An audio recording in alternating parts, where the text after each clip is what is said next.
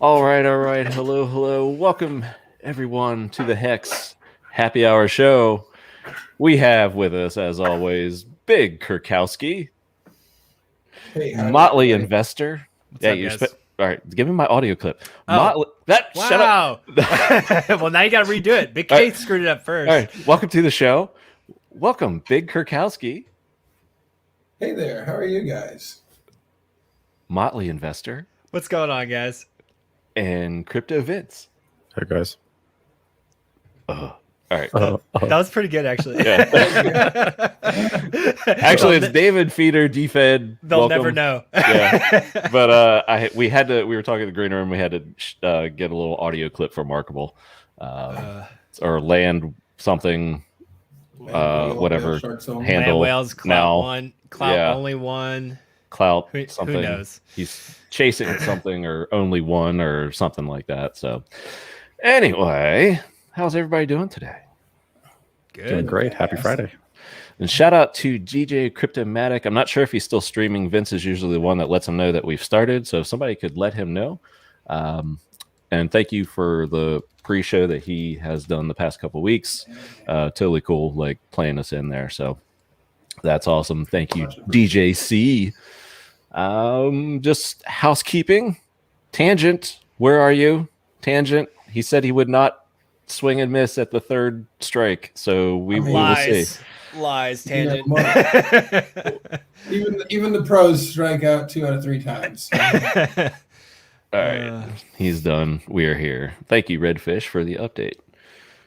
And good morning, Furus from Thailand. Speaking of Furus, next week's show is a red carpet spectacular carnival, pre-gaming the Discourse Syndicate world premiere of Furu's Eulogy by Freddie Quotes. We're going to do a red carpet here and have a bunch of guests. It's just going to be a fun show, not as informative as tonight's show, or at least we hope it to be.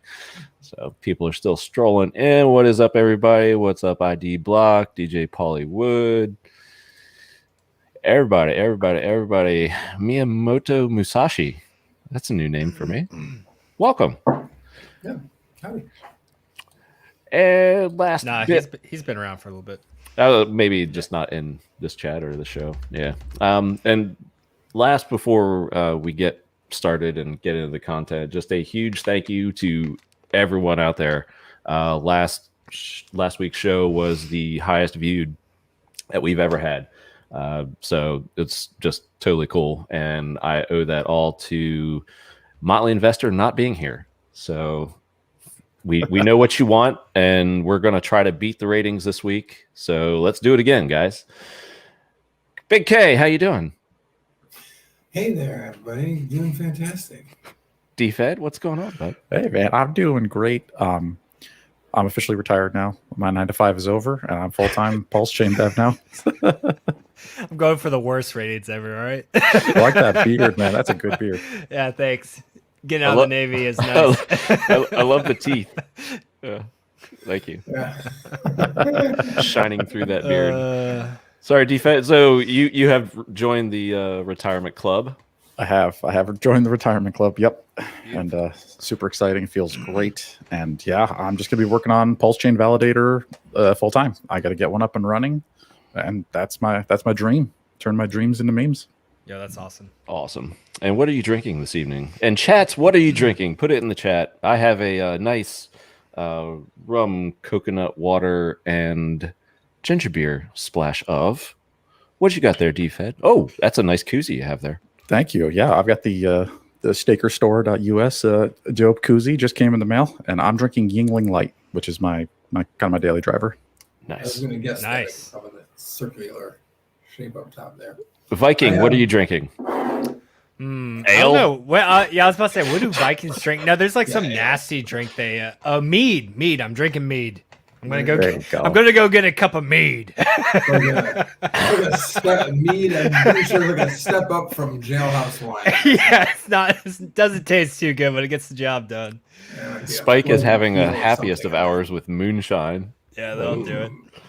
Yeah, I have a mixture here between some Oh, Carib kombucha. that looks and like it'll some clear the orange bowels. Perrier. This is a pineapple, kale, pepino, which is, I believe, cucumber kombucha mixed with an orange Perrier, and it's actually pretty top notch. Oof. Sounds good. Mind Blaster cheap cider. I don't think I've ever had it. All right. Nice. I like a good cider. Oh, somebody says I have something in my mustache. No, my hair is literally just Could you gross explain? white. Yeah. Yeah, I went to color. college, so it's like bleached white after college. Go figure. You know what I mean? So yeah, it's just grows that way forever now. Yeah, you don't have a prime Nordic beard like I do. Nope, I'm a spotted ginger. That's really what it is. It was beginning a gray streak right here, but I attribute that to the children. That's actually where his soul left his body. Just Oh, through the boy. nose. I have 3 kids too, so my beard is also going Yes. gray, and I'm going gray. It happens. Yes, I know the life. Coke tattoo. To more fun things. Viking drink mead beer. What's- Yes. That's Oh, what- yeah, I like well, that. now we What have a is that? detective or something. What Don't is mind that? me, It's guys. like Continue the show, Cabana. Okay. Well, I'm here for the worst views. Yes. why don't we dive into this investigation of China FUD, shall we? So is it a new year? And then then China's banned. More China fun. I mean, isn't it like the 17th time like this has happened? Like, what's the angle here? Are they just like because it's happened just- like 17 it's just times? More illegal now. It was already illegal, but people still used it, and now it's more illegal and no mining. They're really trying their best to crack down on it. But I mean, people still use it because there's currency controls in China, so people still want to be able to get money in and out of China more than like 10 grand a year or something like that they're allowed. Cowboy, any takes on this? Yeah, we get China FUD all the damn time. Like Richard tweeted out, like, was this the 100th time we've heard China banning Bitcoin? Guess what? Yep. Stuff China bans does really well. So Yeah, there's buy the that. dip. Yeah, there's that. I mean, Well, not that I condone buying Bitcoin, but yeah, I was about to say. if you're into that kind of This- stuff, go you ahead. know, That's this your might be thing. more of like what we see to be part of the, there's always correlation news as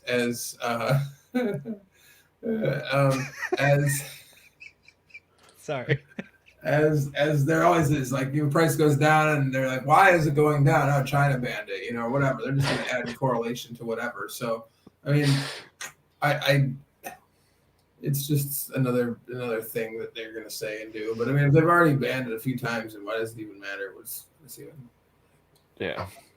Agreed. And just, while we're making fun and laughing at Motley, you love how the Hex Streamer's Twitter account grabs a screenshot. So it grabbed Motley as the Viking and posted that to Twitter as Nice. our Perfect.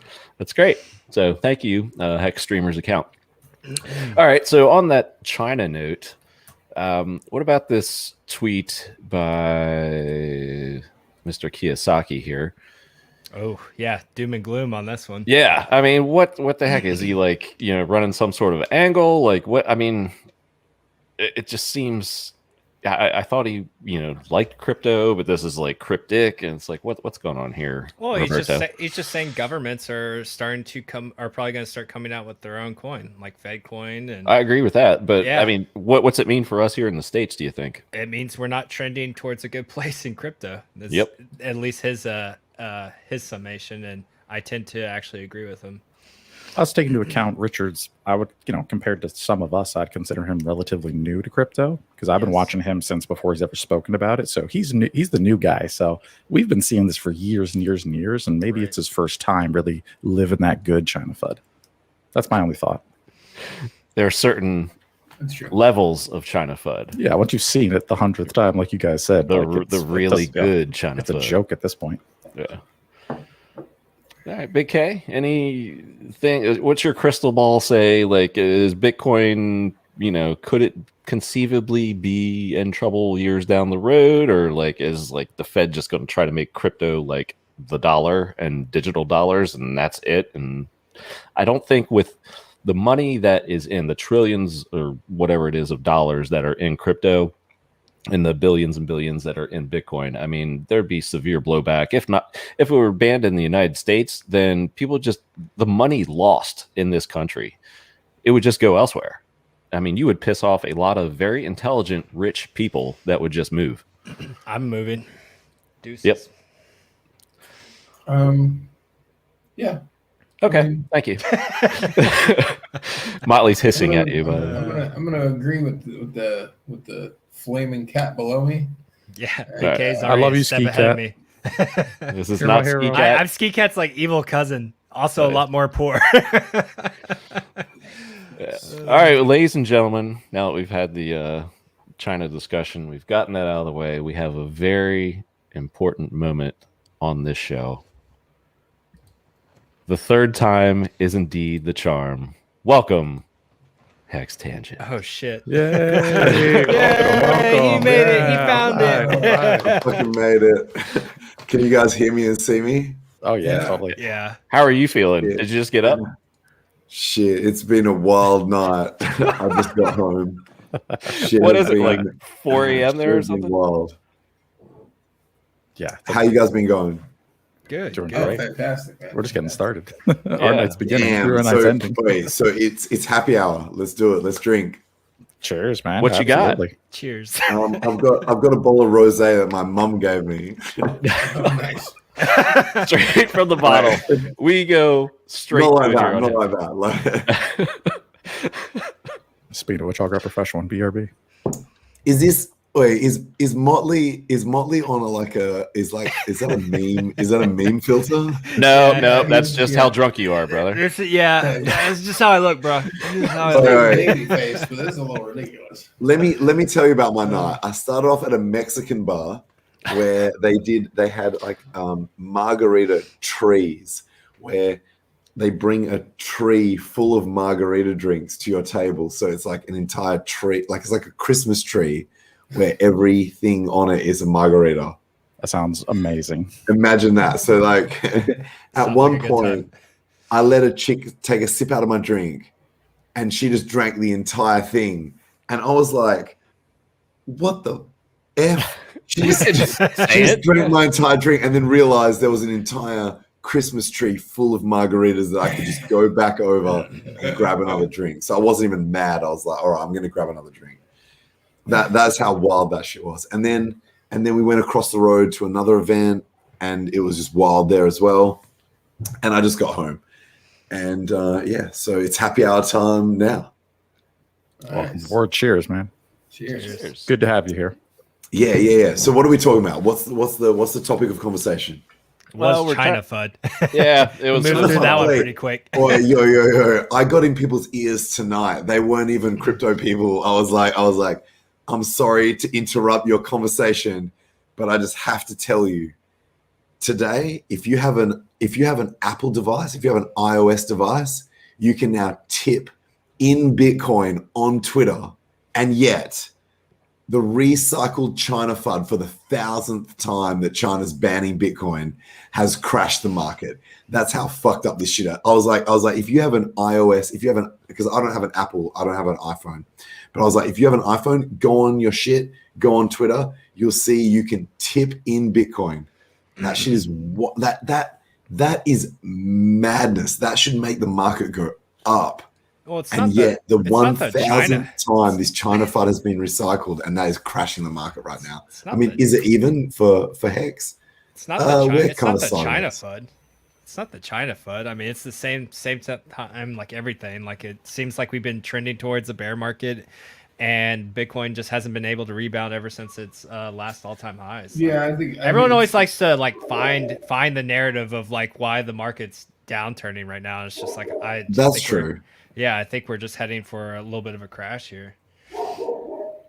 Yeah, I think so too. I think that it's all part of the cycle. But people do got to attach a reason to something. Why didn't the rally go back?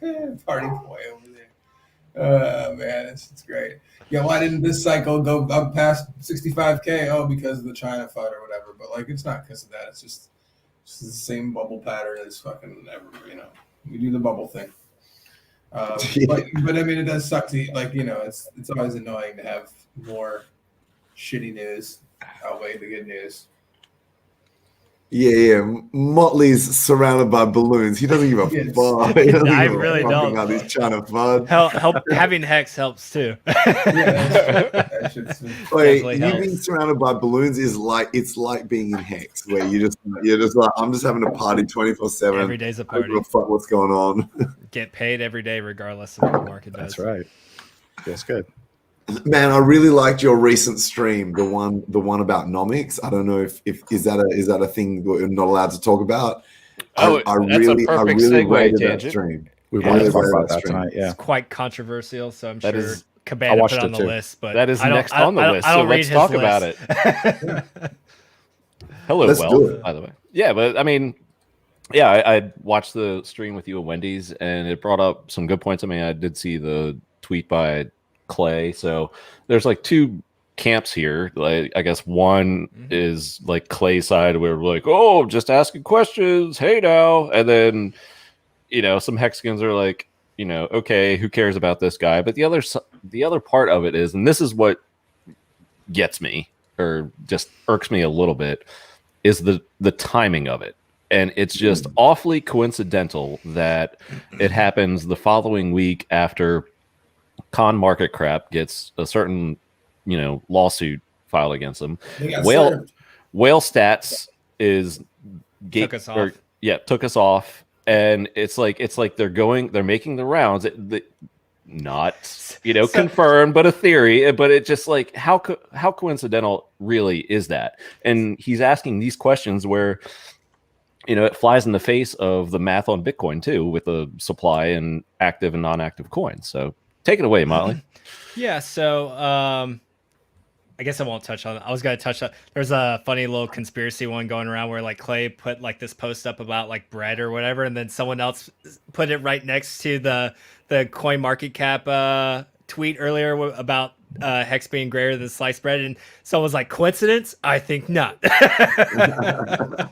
But no, so like there's nothing wrong with the question, right? Like we get that question 1,000 times. But I mean, Clay's had he's had discussions to learn about Hex inside the voice chat. He's gone to Fireball and got all the Hex.vision stats. It was never an issue, right? It seemed like he had a pretty good grasp or understanding of it. So whatever, we answered the questions. I gave him Gunther's audit. I gave him Dev Kyle's layman's guide. So giving him all the tools he needs to go look up and get the information he wants. But the problem that I had with it, if you go through that thread, the thread's massive now because everyone's putting their 2 cents in. But the issue I had is he kept bringing up stuff that's just like, well, we're concerned about the circulating supply. And it's like, okay. I was like, now that just sends up red flags to me. Are you concerned about other coins, red flags like Bitcoin? And then like he brings up the point like, well, if we count your circulating supply and we apply that to other coins, there's gonna be like 10 coins or 100 coins ahead of Hex and Bitcoin. I'm like, that doesn't even make sense. That's not the point of the argument. What does it matter if a coin goes ahead of Bitcoin? Are we just not allowed to have a coin go past Bitcoin? Is that when it becomes an issue because something passes Bitcoin? Like it's going to happen. Ethereum or Hex will be the first that flips Bitcoin. Right now, it's actually looking like it might shape up being Hex. And so there's just some and again, like this is why I was trying to be a little bit more reserved, but at the same time, like I didn't like the line of questioning, and we kept providing all the answers, and then it just continued to go a step further. Then it went from circulating supply to project controlled coins, and I'm like, okay, can you define what project controlled coins are? And then he gave me a definition of that, but then he's like, but it is semantics and there's gray area. I'm like, so what are we doing here? Like, what does this all come down to? Because I need to know the backstory of this. And I think there's just, what people don't understand is how shady and disgusting this place is. And kudos for Clay. Like he has represented us well, still represents us well to this day. But there is external pressures in the space that are going to be applied to him. And it's gonna cut into his bottom line at the end of the day. There's ad revenue and stuff that gets pulled in here. There's bigger players that are going to exert pressure, other coin ranking sites, other influencers, and it's going to be tough. But I just didn't like the question is fine, but It's just why now? And then when the community provides you answers, then you continue to expound, and we don't seem to be going anywhere, except you want to change Hex's market cap, but then doesn't seem like you're interested in changing anyone else's and holding everyone else to the same standard. That's where I have a problem. Yeah. If you want to change it, what you said, that was hold it. like, as long as it's consistent throughout, then it's okay. Exactly. Here's the thing that there's more to it than that, because if you remove the OA coins and you do only circulating supply, like, I mean, locked coins are still like, why are burnt destroyed coins not actually considered when most of us are like, I mean, that is a huge economic piece of the puzzle. So like how like that's never going to be considered in that, and that's 10% of the supply of Hex, you know. So that is still a sizable piece that's not even in any of that, you know. So, I mean, and if you remove the OA coins, that's most of the coins. That's the majority of coins, you know. So, and let me take the other stance on this. Worst case scenario, they remove a bunch of coins from the supply, 50% or whatever from the circulating supply, and we just got to go back up again. Oh, that's irrelevant. I mean, Hex is inevitable. It doesn't matter how much you remove from the market cap. Like we have Johnny Chaos brought up a good point about this. Like, don't design a race that's easily manipulated. Again, it just shows you how stupid market cap is to begin with, and which was another point I made. I was like, honestly, all this shit is just stupid anyways, because market cap is an awful index of ranking these coins to start. And Johnny Chaos did a stream where he brought up the point. It's like, hey, these are the rules of the race. You don't get to change the rules mid-race because someone essentially designed something, a token that wins. It just takes advantage of the rules of the race and it beats it, and then it just shows you how stupid your race was to begin with. It's like you can't just kneecap it because you decide you don't want those rules to apply to it anymore because it's better designed. Like, that's technology. You're going to have better designs that come along, and if you want to play by stupid rules, we're going to design something that crushes you in the current format. But yeah, it's inevitable. We go to number one regardless. So, but I just, if Clay just wants to maintain the integrity and everything that Nomics has had and still has to this day, then if he does apply that, you need to apply it across the board. That's all I ask. Yeah. And I see the targeted questioning going the other way. So that sends off warning bells in my head. I've seen it before, right? Like it's the same thing with Uniswap. We brought Uniswap up, and then all of a sudden Hex goes off that listing real quick. Like, they don't need Hex anymore. Hex is only whatever percentage of their trading volume now. They don't care as much. So you just got to be. You have to connect the dots sometimes. Yep. Yeah, so our community is great, and they see both sides of it. More so, I think your side, Motley. But I mean, there are some out there who, you know, it's fine to question, and the guy so far, until proven otherwise, I guess, is good. Did an awesome job. Yeah, but we also have the right to question when he poses some, I don't know, suspiciously timed questions. That's what, I don't know, just gives me, you know, sets off the spidey senses or whatever, because it's just this is what happened when, if let's say like that goes unchallenged, right? You make that pathway easier for him to do that, right? Like, you make it easier for him to reduce Hex's market cap and nobody else's, and then we throw a fit after the fact, and it's just like, we're being reactionary. It's well, what is the point of these questions, Clay? Like, what are you trying to get at? Why is it targeted only to Hex, not the rest of the crypto market? What's going on behind the scenes where this is suddenly a problem where it hasn't been a problem the whole time? There is underlying issues that he's not being forthcoming about. So it's good to press him on it. And then, you know, if that makes him second guess his decision, then so be it. I'll be the bad guy if that's what it takes. That's fine. Welcome, Alessandro. I thought it said Padawan there for a second, but Padawan. What's up, Dave? I was just going to say, I think if Hex flips ETH and Bitcoin and Nomics is one of the only websites actually showing that accurately, I think that would bring him additional publicity and notoriety. So why would he want to shy away from it? It's crazy. There'll be blowback too.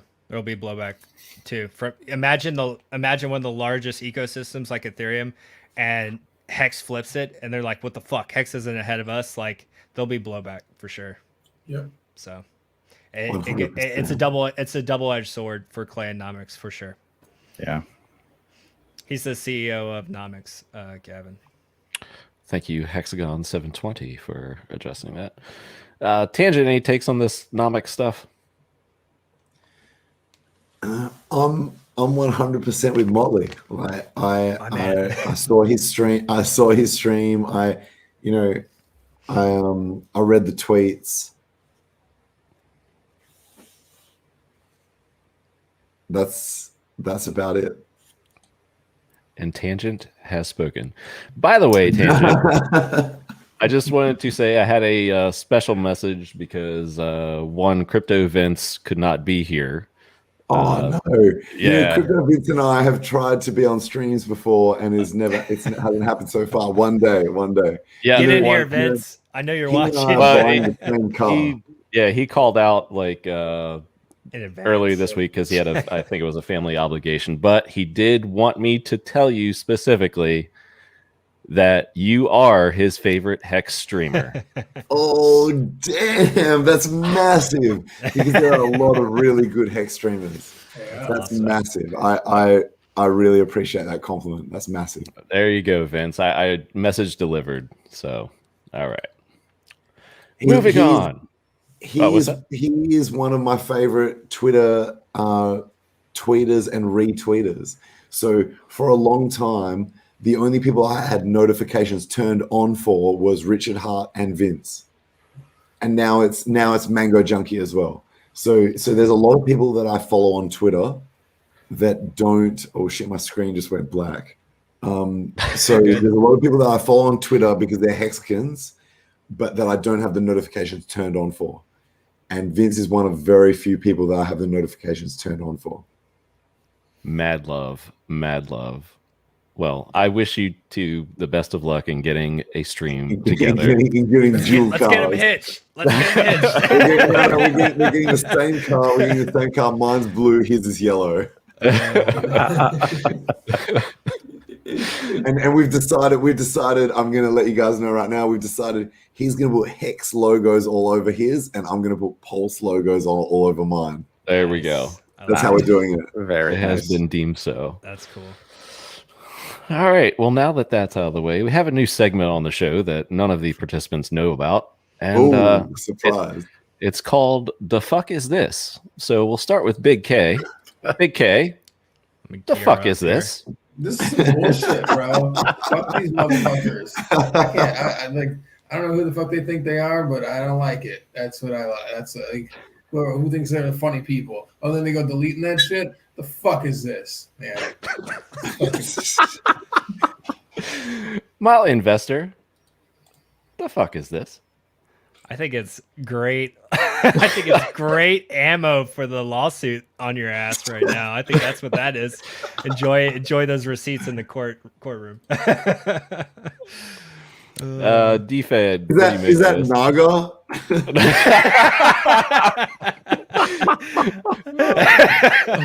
He didn't get a good deal. He's supposed to get 2 for the price of 1. Where's the other one? 2 implants, maybe? No, oh yeah. All right, good. Man, his videos have made me laugh so hard. Yeah, nuggets are pretty good. Oh my god! I think it's Nicki Minaj and her cousin who had the testicle issue, and he's asking her for the implants. That's what's going on right there. Oh jeez. DFed follows the news. I like it. Tangent man. Yo, the fuck is this?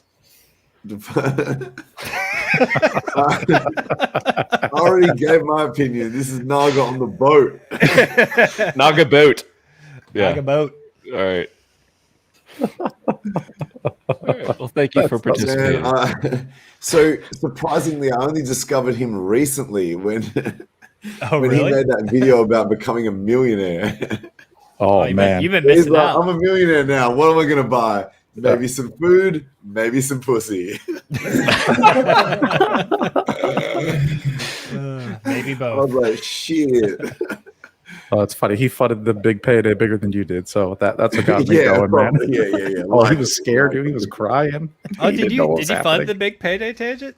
I didn't know that. Sorry, wait, what? Say again. Did you fund the big payday? Did you give big payday fund? All right, so for the big payday, I did predict that there would be a drop. And Very astute. so, Thank you. so I did. So on the big payday, immediately as it turned over, I had some stakes that were ending. I don't know if you guys know this. I don't know any of this. I told this story on my stream. I'll retell it, but like in an abbreviated fashion. So a girl that I was seeing at the time, I had gifted her some hex and she had staked it. And so both of our stakes were ending on big payday. But her stakes were obviously micro compared to mine. And so on big payday, we got up early, we're waiting for the turnover, and she's like asking me questions, and I'm like, you need to shut the fuck up because my shit is on. I'm focused. My bags are melting, bitch. I'm ready to jump. Get out of my way. Not my words. I'm trying to trade. But someone on my channel was like, shut up, cool crab. There's some super shark shit going on over here. I was like, yo, whatever issues you're having with your shit, just shelve it and I'll cover it. I'll compensate you. Just be quiet. I need to focus right now. Oh God. So I ended some stakes. I had some stakes, and I obviously grabbed the biggest ones. I ended them. I sold them off, and then obviously my intention was to rebuy in lower. And the crazy thing was, I almost didn't reaccumulate my position in time as the price came back up. It came back up so quickly. I reckon I actually only broke even from trying to sell into big payday and then rebuy lower. The way that I did it, I reckon I actually probably only broke even. Yeah, that could have ended poorly very easily. It was so if fast. that crab kept clicking in your ears a little bit too much, like a second or two longer, it's a wrap. It would have been a wrap. That kept nipping at me for another like hey. seconds, I would have been at a loss. Hysterical, dude. I was there watching that shit, so I remember that was hysterical. I was laughing. Me and Hexa were buying the dip. I was dying, dude. You were cracking me up so hard. Let that be a lesson to you guys. Once PulseChain launches, the same thing's gonna play out. Dude, be careful. Same curve. Be careful getting cheeky. Don't have any crabs near you for sure. The PulseChain chat trying to tell people what's up, and people think I'm bullshitting. Like, as in, and I'm like, don't know better. I'm like, watch Richard Hart's most recent stream, and you will see that I am telling the truth, that this is accurate information, and people are like, you're fudding, this is bullshit, you're wrong, and I'm like, dude, just watch Richard Hart's most recent stream. His shit will back what I'm saying. It's crazy. PulseChain has become its own community. It's its own community right now. Essentially, there's a lot of new people in PulseChain. Yeah, totally. Where it's like almost a new community.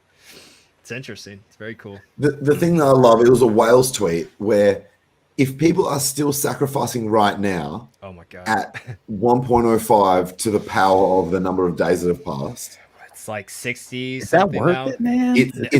Hell no. It's about a 40th. I think it's over a 40th, so it's less than a 40th of the. So they'll need a 40x to be.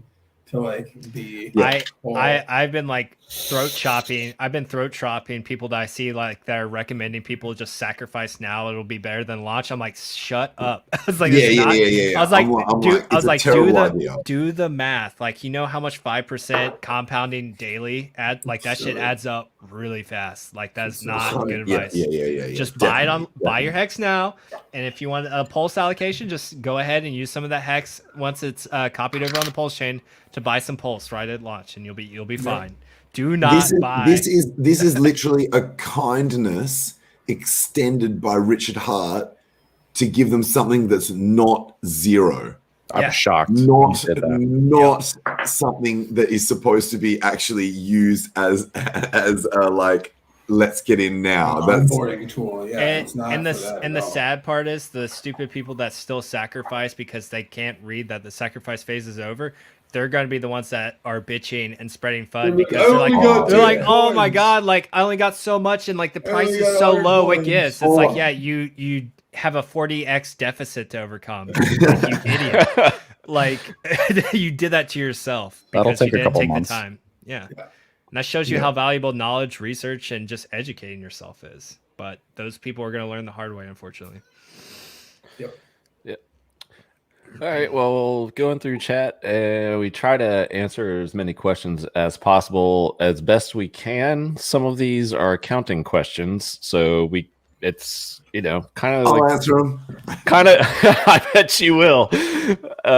Some of these are more personal, depending upon your jurisdiction and whatnot. But I mean, we covered this one a little bit last week because this topic is becoming more and more popular, just because of the gains that people are seeing with their hex. This could pertain to your pulse years down the road as well, or maybe shorter than that. Do y'all think it is absolutely necessary for my accountant to know how hex works? Is accounting method different for hex than other crypto? Thanks in advance.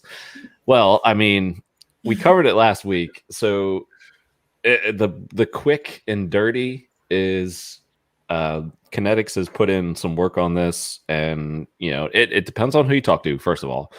So what Kinetics has been told by his accountant source, not sure the relation there, but that source says pretty much all you need to worry about right now, and this is not financial advice in any way, shape, or form, this is just me relaying what someone else said that someone else said.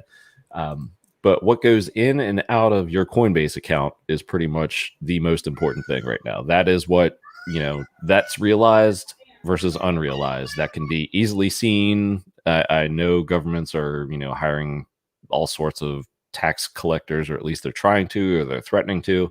But right now, as I understand it, and again, not my personal advice to you, and perhaps, the guys here might have, a slightly different take, but what goes in and out of your Coinbase account is pretty much your realized gains and losses. Because that's pretty much the government can't see your bank activity. I mean, they're trying to get it down to like $600 a transaction or something like that now. Ridiculous.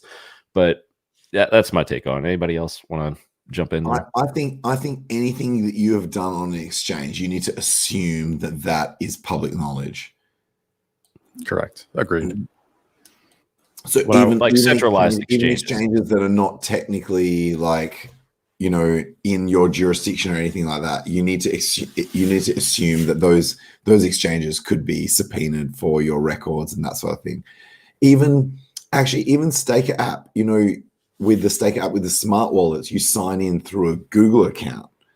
That is even linked to your shit. Like you need to. And I mean, automated market makers are the next coming too. Eventually that's good because right now, I mean, you can switch from one coin to another, and you're like the most of the accountants that I talk to, same kind of thing. It's like if I need to know when this turns into dollars. You tell me when this, but they don't.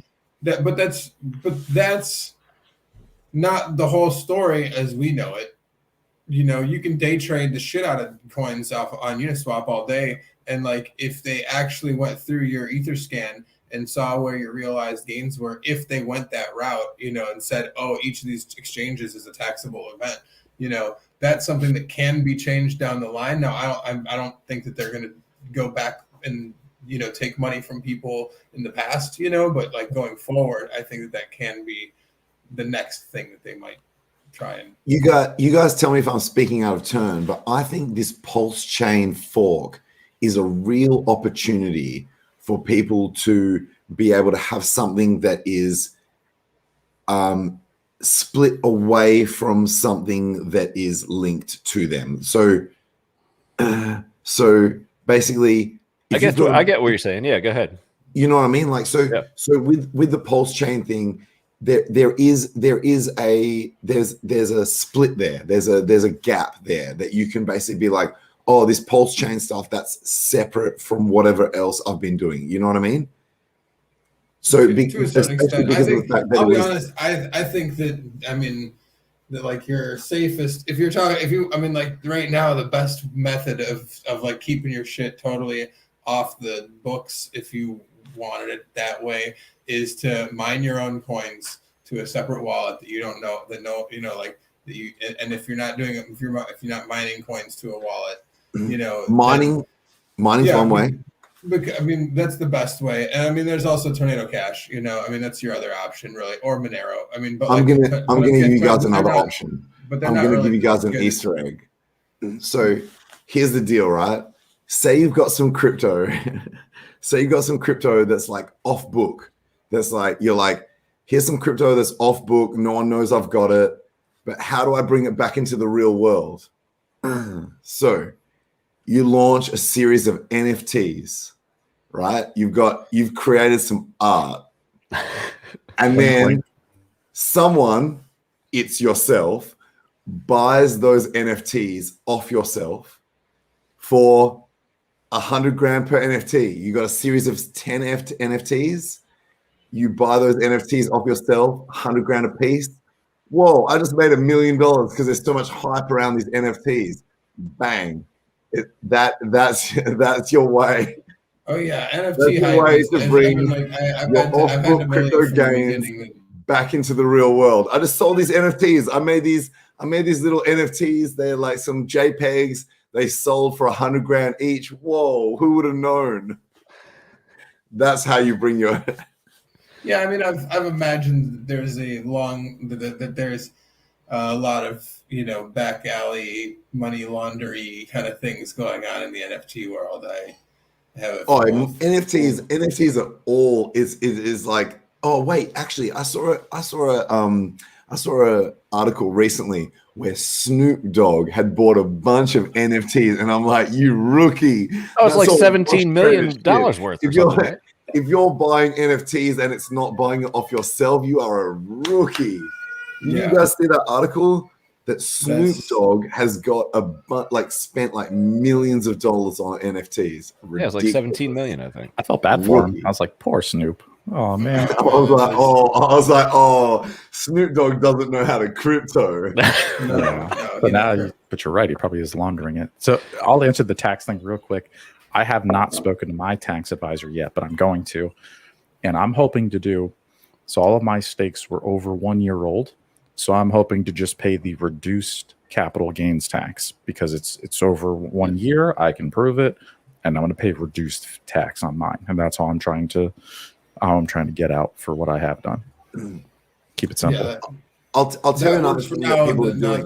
That silly new plan that they're talking about increases that a lot, but you're good for now, for probably till like 2023. All right, cool. Because I haven't actually talked to the guy yet, sadly. But I thought, yeah. I want to talk to Kinetics too, because that's exciting. To whatever he's talking, because what it's a CRT, like a charitable remainder trust, where you can like lock up $1 million and it's dedicated to a charity, and then you're pulling like an $80,000 a year dividend out of it. Like that's kind of compelling, but Kinetics says he's got something better. I've looked into that, and then the younger you are, the lower yield they give you, which is annoying. So like for like if you're in your low or mid 30s, even 40s, mid 40s, like it's not worth it. At least none of the CRTs I looked into. All right, cool. Thanks for clarifying that. There was a guy on YouTube shilling $5,000. I'll tell you guys another thing that people are doing is, so I can't do this because I don't have like a wife or kids or whatever, but because it's all pseudo anonymous, you can be like, oh, that wallet belonged to my wife and that wallet belonged to my kid. You see that thing about how that 12-year-old made like $400,000 American dollars on like selling whale NFTs? I was like, that was clearly his fucking dad. Like that was not. It was like, oh, my kid made $500,000 selling NFTs. Whoops! Because it's pseudo anonymous, you can just allocate it to anyone within your family. Like you're like, that wallet belonged to them, that wallet belonged to them. It's just, dude, you're a genius. Wow, I just realized my kid is. You're right. It is his Hex. You're such a legit son ever. And the best thing is, good job, my boy. Best thing is people like that. People that are minors, they're not even subjected to the law. So even if the government says, yo, crypto's completely illegal. You're like, oh, well, it was my 12-year-old kid that sold all those NFTs. So I guess that won't be going to jail or anything. I'm sure they'll buy that. Sounds like a fun audit process. You've just got to be No, look, like, he did it. You like grab his arms and just like They have it linked back to your Coinbase account, but it's you his don't account. even know how to do this shit. they're right. All right, little Jimmy, show me how you you got into Daddy's account. Like, Wait, but is it not I like the way believable? your mind works, Tangent. That kids these days would be more able to use technology than their parents, right? Like, if you're a parent and you're like, my kid just jumped on the computer and just sold a bunch of like whale NFTs. I don't know what he was doing. Like, that's believable, right? Like, it's all about the plausible deniability. They're gonna be like, pay me the taxes now.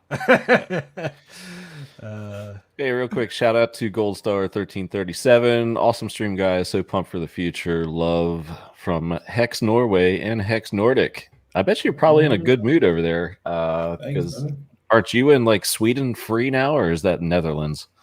One of those N nations are backing off of certain mandates. So Sweden and Denmark are free. Oh, Denmark. Those places have just got hot females anyway, so it doesn't matter. Dude. You don't even care if you're locked down when you've got girls that hot in your local area. Straight up, man. Well said.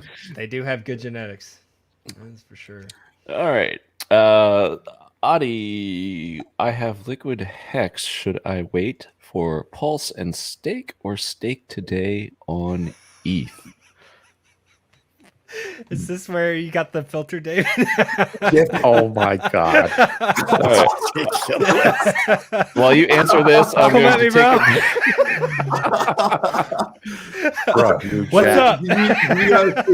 You guys see where someone was like, Richard Hart can do anything, and then someone was like, Tom was like, oh, can you do a backflip? And then someone created a meme of a dude, and it just AI'd his head, AI'd Richard Hart's head onto this dude, but he was like a big dude doing a backflip. It was fucking That's awesome. I love the internet. Yeah, man, we have the best memes. Holy crap. Are you about to rob a bank, Motley?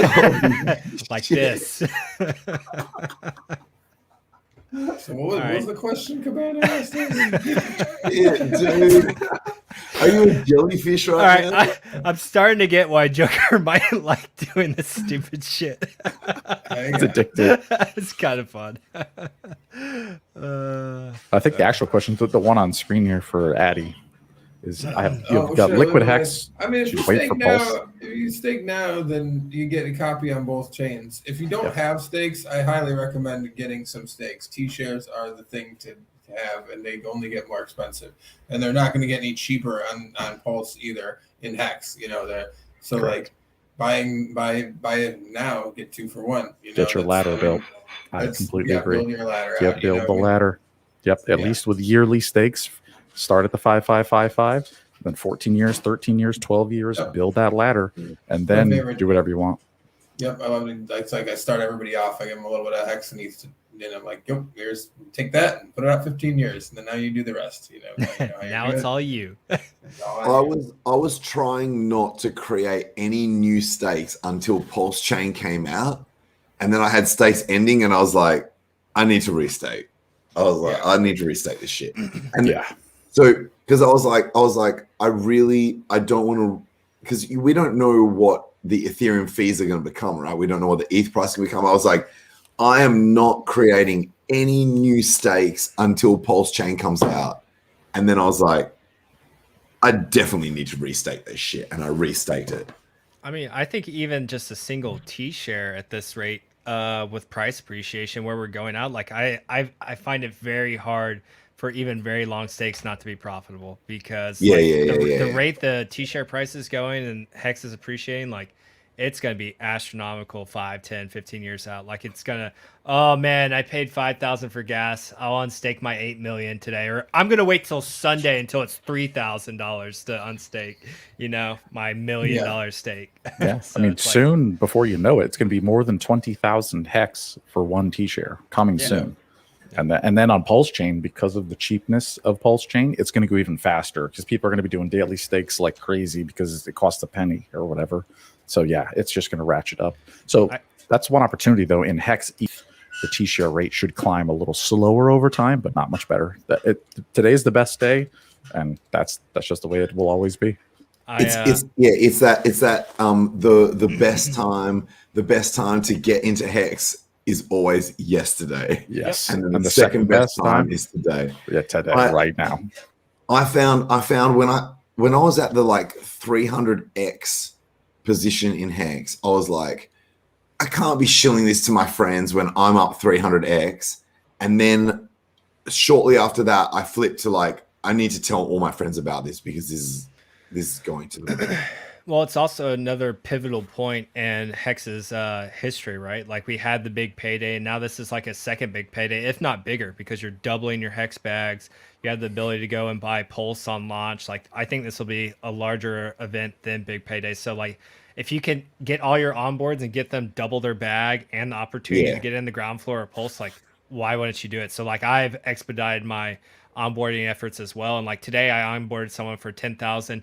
And just like David was saying, it blows my mind away that like $10,000 buys you like a little over 20,000 hex right now. I was just like, what? I was just like, oh Crazy. my god! If you 555 it, you'll get like for my closer friends. Crazy. I just tell them, I'm like, I will actually ensure your entry into Hex. Like that's how confident I am. I'll just tell them, I'll be like, look, just buy into Hex, and if you lose money, I'll cover the loss. Now, I think if you explain, That's a good bet. I think if you explain Hex properly and you have semi-intelligent friends, I don't think you need to make that proposition. Yeah. But the thing is, most of them would never come back to me and be like, "Hey, I lost money." But the thing is, I'm just demonstrating to them how confident I am. Yeah, you know what I mean? Of course. Yeah, I'm the same way. I would do the same thing with every single onboard I have for sure. Now, if something just catastrophic happened, I'm like, well, I can't pay you. This is awkward because my bag is ruined too. So we're both wrecked. We're all quite wrecked. the conundrum we're in. I'm declaring bankruptcy. I don't know about you guys. Your move. Yeah, Thomas, packed house indeed. I mean, just the viewership is awesome right now. So thank you guys for tuning in. I said at the top of the show, last week's show was the absolute highest viewership we've ever had, and that's because Motley wasn't here. So we'll keep it going. Bye. Kidding. Do I need Oh, to of tell course. you? Now the puppy dog comes back. Come on, Looks bro. like one of my puppy. Let me in. Hey guys, Is that a Guys. watermelon for a helmet? Yeah, it looks that way. Oh, geez, that's not right.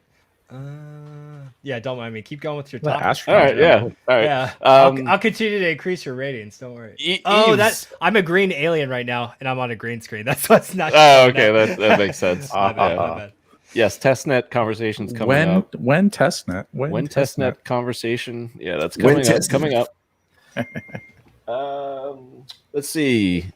Well, gents, was a popular segment last week. Motley did not participate because he wasn't here. And perhaps it helped the ratings a little bit. So you want to do a little hex trivia? No chance. I'm gonna Sorry, back you're Molly on in. Here we go. Got this. Got this. Don't Has worry. Molly got a kid filter on? Yeah, I did. It's baby Motley. I can Chibi. go back to it. That way, if I lose, I have an excuse. There you go. Chibi Motley. Big K's been killing it. I need to dethrone Big K. He's had too I many know. shout outs. He's absolutely destroying it right now. Everyone So- get out of the comments. Yeah, let me get off the comments. Yeah, private chat for all you on the first timers. Tangent. That's right. Get out of Yeah, get another drink in. Hey, real talk. All right, no chat. Serena likes your baby Motley there, Motley. Oh, nice. Where do I get those filters? I am a cute baby. Snapcam. Just download Snapcam. On OBS, yeah, right? Yeah. Well, I don't, shit. it actually doesn't interact with OBS. It's its own. Oh, it is. thing. Oh, it's not an OBS plugin. All right. I lied to Tiago earlier. I like so- how my mustache keeps trying to come through the filter. All right. Well, gents, here's how it goes. We'll it's not like easy trivia. This is all Hex crypto related trivia. So audience, we have a smart chat, so they do very well with this. We'll go around the room. So it'll be Kirk, Motley, DFed, Tangent, and kind of like a current events kind of thing with Hex. So, we try to at least get you out of the first round. Okay. No more softballs for Big K. Hard questions all the way through. All Well, right, I'm gonna dominate this. I don't know how the game works. I'm gonna win. And Tangent needs hard questions. I'm just gonna be honest. What's the question? hold on. It's not even your turn. I love happy hour. He says, drinking out of a bottle of wine. Yeah, I'm too sober for you assholes. Tangent's doing 5 a.m. right now. He's 12 I hours know. of drinking. Dude, I've ahead been of drinking us. all night. That's awesome. Couldn't tell. We're just getting started. Record consistent viewership. Thank you, Tangent. Just keep your wine there, and we're gonna rock and roll. So, participants, take your time in answering because I do like chat to also participate. So take a few seconds and think about it, even if you know it. And Big K, we're gonna start with you. Are you ready, good sir? Bring it up. Bring it up. Big K, name the Hexican who is known to have the golden chart. Name the That would be- Hexican who is known. Good Sir Wasabi or Wave 3 TV. Wave 3 TV is correct. Motley Investor's cousin. Yo, what up? Name the Hexican who recently shot the video for his upcoming song, Furu's Eulogy. That would be Freddie. Oh, I know this one. Quote. Correct. I knew that one. It's all right. It's all right. The answer, yes. Toblerone going back a few weeks to Craig McTavish. Yeah, nice poll. Nice poll. DFed. Name the two Hexicans who are currently touring America conducting Hex workshops. Oh, those would. All right, I'll give the chat a second. Those would be That's our right. year. I will repeat the question. Oh, Just sorry. for- Yeah, I apologize for We're not just too giving smart. it You're just too smart. Motley's on fire. All I'm right, on anyway. fire over here. Name the two Hexicans who are currently touring America and conducting Hex workshops. That would be our dear friends Hex Lion, aka Patrick, and A-Bit, Alan Bittner. And I'm excited to see those guys. I'll be in Boston and maybe NYC, depending upon the passport situation there. Nice. Well, is like New York and LA the only two that are like locked down right now? I think Or so. Yeah. Just stupid rules and stuff. Okay. yeah. NYC is going to be sketch, but Boston should be chill. I'd like I'm not touching New NYC a York. little bit. Yeah. I'm not. I know No, what I'm not kind either. of cars they were driving. It was an R8 and a Q5. There you Thank go. you. There you go. The bonus The question. R8 is There you go. awesome. Well played. Well, you just gave Big K the answer to his next question. So thanks, Tangent. Sorry. Your question That was literally the next question. Oh, shit. for Big Kirk. Yes. What's already? Shit. Sorry, guys. No, I am Tangent. fucking Tangent. drunk. You know what? I'm You know really what? sorry. You knew Good. the answer to the next question I was going to ask. Nobody's ever done that, so you get a pass, and Wow. Kirk will get your question. So here we Oh, go. shit. Dumb. That shit would have been easy to predict. Well played, Tangent. Answering questions in the future. That's right. Was that really my question? This would have been your question, but this is for Big K. Big K, who is the host of Wake Up Hex? Who I is the believe that would be- host? Who is the host? Slow Yes. of Wake Who Up. wants audience participation? Hex. Come on. Everybody in the chat, let us know who you think the host of Wake Up Hex is, and then I'll tell you my answer. Well, go ahead and tell us, Big K. These messages. No, kinetics. Kinetics is correct, and chat is all over it. Yes. Knipples is also accepted Nipples as an would have answer. been accepted as well. For Yes. sure. That is Bill the community Cosby is nickname. not. No, Neither that is wouldn't have. Kurt Cobain. Yeah. Beers only, Beers no. only. Papa Boner, no. Regis They are Philbin, also they're no. also on often players on the show, but Yeah. they're not the host of. Motley Investor. True or false? Richard Hart has over 110,000 Twitter followers. How long do I have to wait for? Till I repeat the question. Okay. Richard Hart has over 110,000 Twitter followers. True or false? Well, he did have 100,000 a little while ago now, and it seems like he's ramping up in all the engagement, with all the clout and all the stuff he's buying. So I'm not sure. I want to err to the side of more. So I'm going to root for Richard and go that he has 110,000 plus. The answer is true. Cool. Good job, Motley. Very good. Very good. Oh boy. All right. Where are we at? DFed. What is the release date for the Furu's Eulogy music video? What is the official release date for the Furu's Eulogy music video?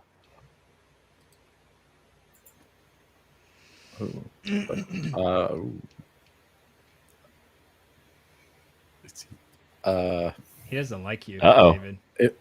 The official release? What? That wasn't announced yet, man. Yeah, Yes, it has been announced. Yeah, it is. It has, but it's a tough question. Really? Cabana's a dick. It's not a tough question. He should have given that to Big K. I know it's either tonight on Friday Night Hangout or next Friday's Night's Hangout. You can I do thought. this, David. You can There do you this. go. Come on, David. You can Right? do it, David. Let's go. Tonight? Is it tonight? No, What's next your Friday. I don't know. It's a question. It's not an answer. So. All right. I'll go with. Let's go with next Friday night on the Good FN call Hangout. after Big K went. Ah! Thank you, Big K. I appreciate Yeah. that. I mean, to be fair to, And we've had it on the Let's crawl as well. Let's So look at the crawl down below. It was on the crawl. Oh down wow, below. wow. All right, yeah, I should have known that. Oh yeah, I Thank definitely you. have not paid attention to that shit. Yeah, I didn't see that either. all right. Tangent. Yes. All right. Where are we at here? Yeah, you stealing the question threw me off a little bit. So I'm back. I want some underarm pitch shit. Like I want some easy question shit. must be an Like that. Aussie I'm thing. definitely Layup. I want you to pitch me some shit that I definitely know the answer to. all right, I will give you a multiple choice. Name the Hexican. Nice. Name the Hexican who held a giveaway for hexmerch.com 2 weeks ago today, and they are in this room. Oh, it's Motley Investor. Yes. Nice. Correct. There you go. That's as easy as it gets. Yep. Pretty quotes, man. You gotta catch up, man. You had some answers here. Shit. See, I what an fucking easy one. Nailed that. Well Killed done, it. sir. So I Well got done. it right. Yes. Yeah. Didn't Nice even job. need the multiple choice. All right, good. Because it doesn't Hard exist. questions, yeah. Hey, Big K.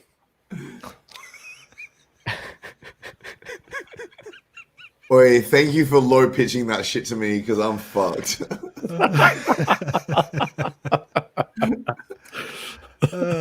Shit. Trying to catch up here. Trying to catch up. Okay. Even Grammy knows you're lit. Wait, legit. This whole time I've been messaging exes like. Oh, jeez. Oh, no, don't That's do not that. a good move. No. Hey, baby, you want to Bro, come that's my over? thing. That's my thing. I just do it. That's my thing. Don't you grow out of that eventually at some point? Most of the time it works out well. So I know you guys are like, oh no, that's a Like- terrible idea. Don't you know Normally, I that hit would it be a big? I stream terrible now. idea. I'm a professional streamer. Tangent likes to fish with dynamite. You know, it's like you hit them all. You send out the text, group text. Whoever replies, there you go, winner. What's the Australian version of Tinder or whatever? Oh, yeah, we got Tinder. They got Tinder. Okay. So I you don't just like swipe them personally all use and dating plays a apps. lotto? Just swipe 'em on I and do a play lot better the in lotto. person than I do on dating apps. But yeah, we've got Tinder over here. We've got what else we got? That's Bumble. Bumble. Bumble sucks. Yeah, I never liked it. My chick friends tell me that Hinge is the shit. That's like a better one. Because That's it like halfway between like Tinder Sam- and Grindr. Sammy likes Sammy, what's Bumble.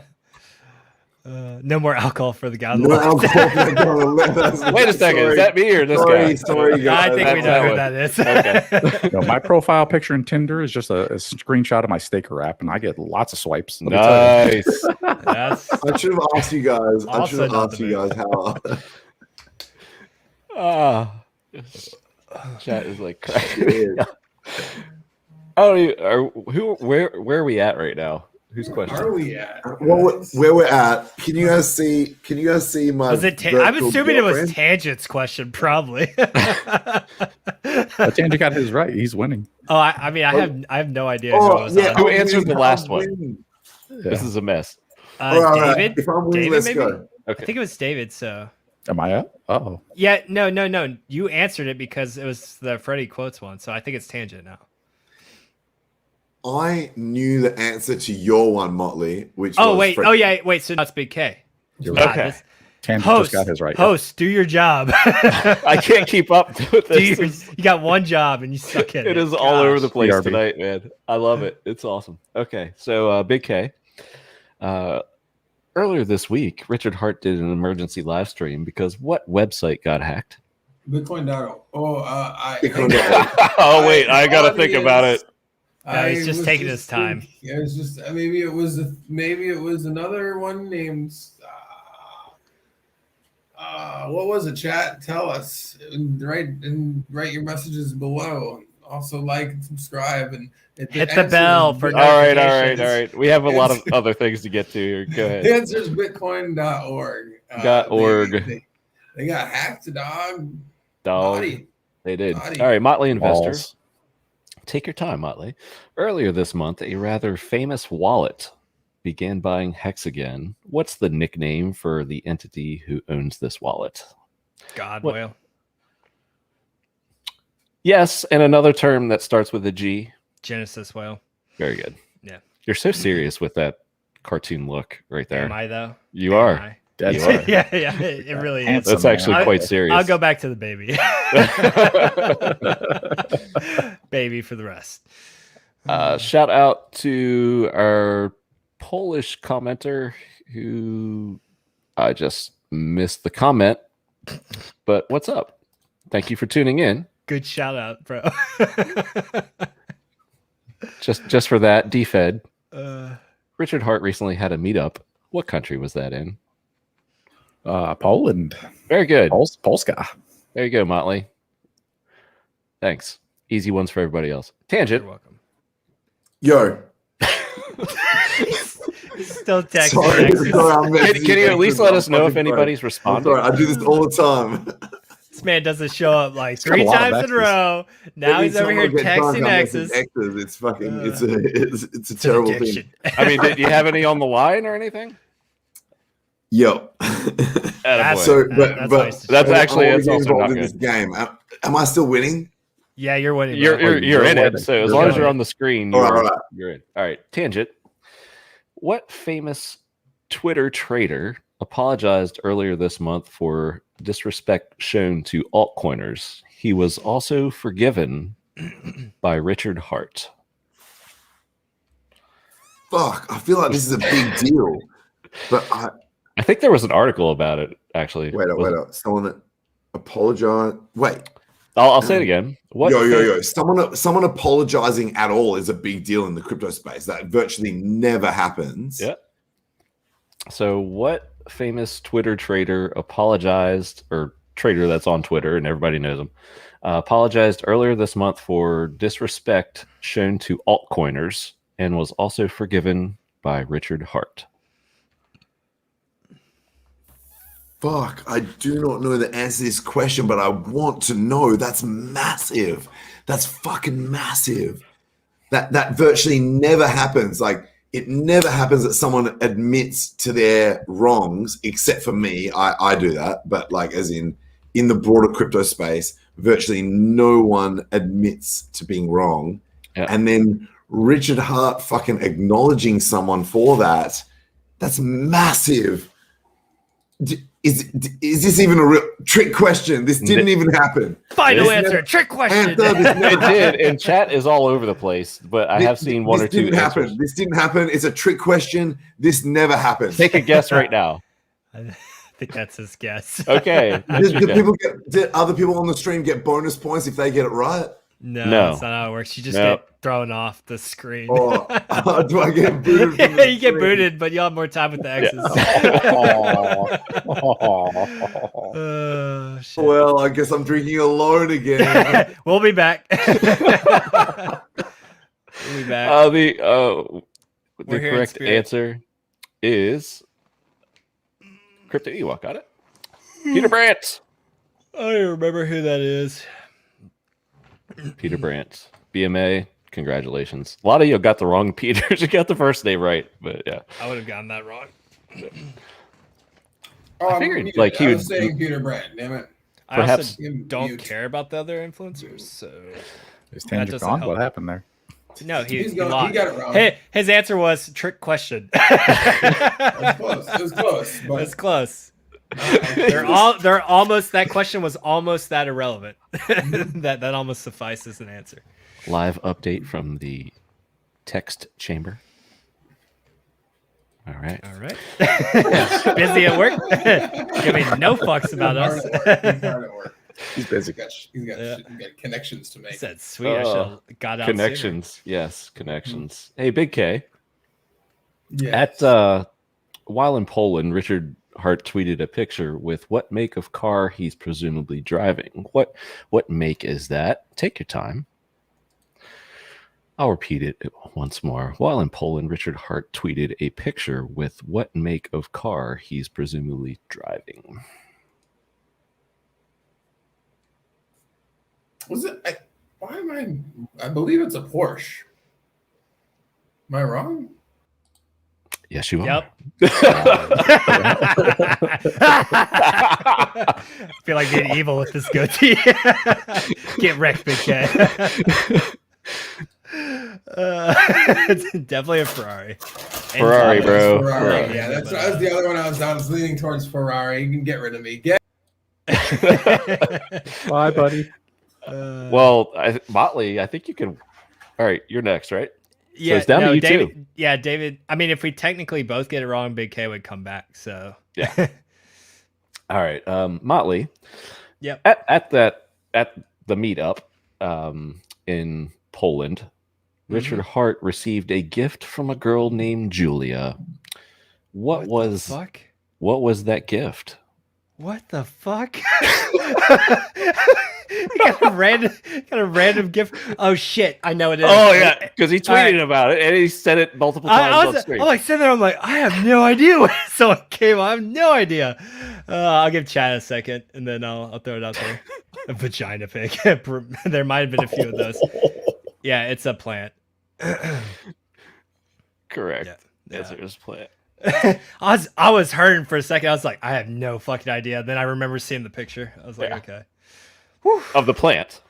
Of the plant, not the vagina pig. Okay. All right. Don't know about DFed those. to stay in, or if not, Motley Investor wins the week. Oh, I need one. It's been a while. DFed. Richard Hart tweeted that he's having a meetup tomorrow. What city is he in? Richard Hart tweeted that he's having a meetup tomorrow. What city is he in? Give the chat a second. And Ooh, he's confident, folks. He's Yeah. confident. I'm packing my bags. I've already hit up my Travelocity.com. Whoa, And we are. Oh my God, Gollum. that's creepy. What's the answer, David? The answer is we're packing our bags and we're going to Prague, baby. We're going to Prague. My precious Prague. Precious Prague. And eggplant. Eggplant. Or black eggplant. Whatever. This show's off the rails anyway. So, yeah. All right. Yeah. Woo. All right. Well, y'all are still in it. Here we go. Motley Investor. Earlier this. Yeah, go ahead. Give me a softball. Yes, sir. Yes, sir. Okay. God damn it. Is he stronger than my Richard, though? I don't know, man. I can't know. even look I don't know, at dude. I can't. I don't know. This dude's pretty jacked. Yeah, this dude's way more jacked. This dude's straps are huge. Motley Investor. I have trouble looking at myself right now. Yeah, go ahead. We pause for this update from the text chamber. Yep. Standard. Ooh, get him, bro, get him. All right.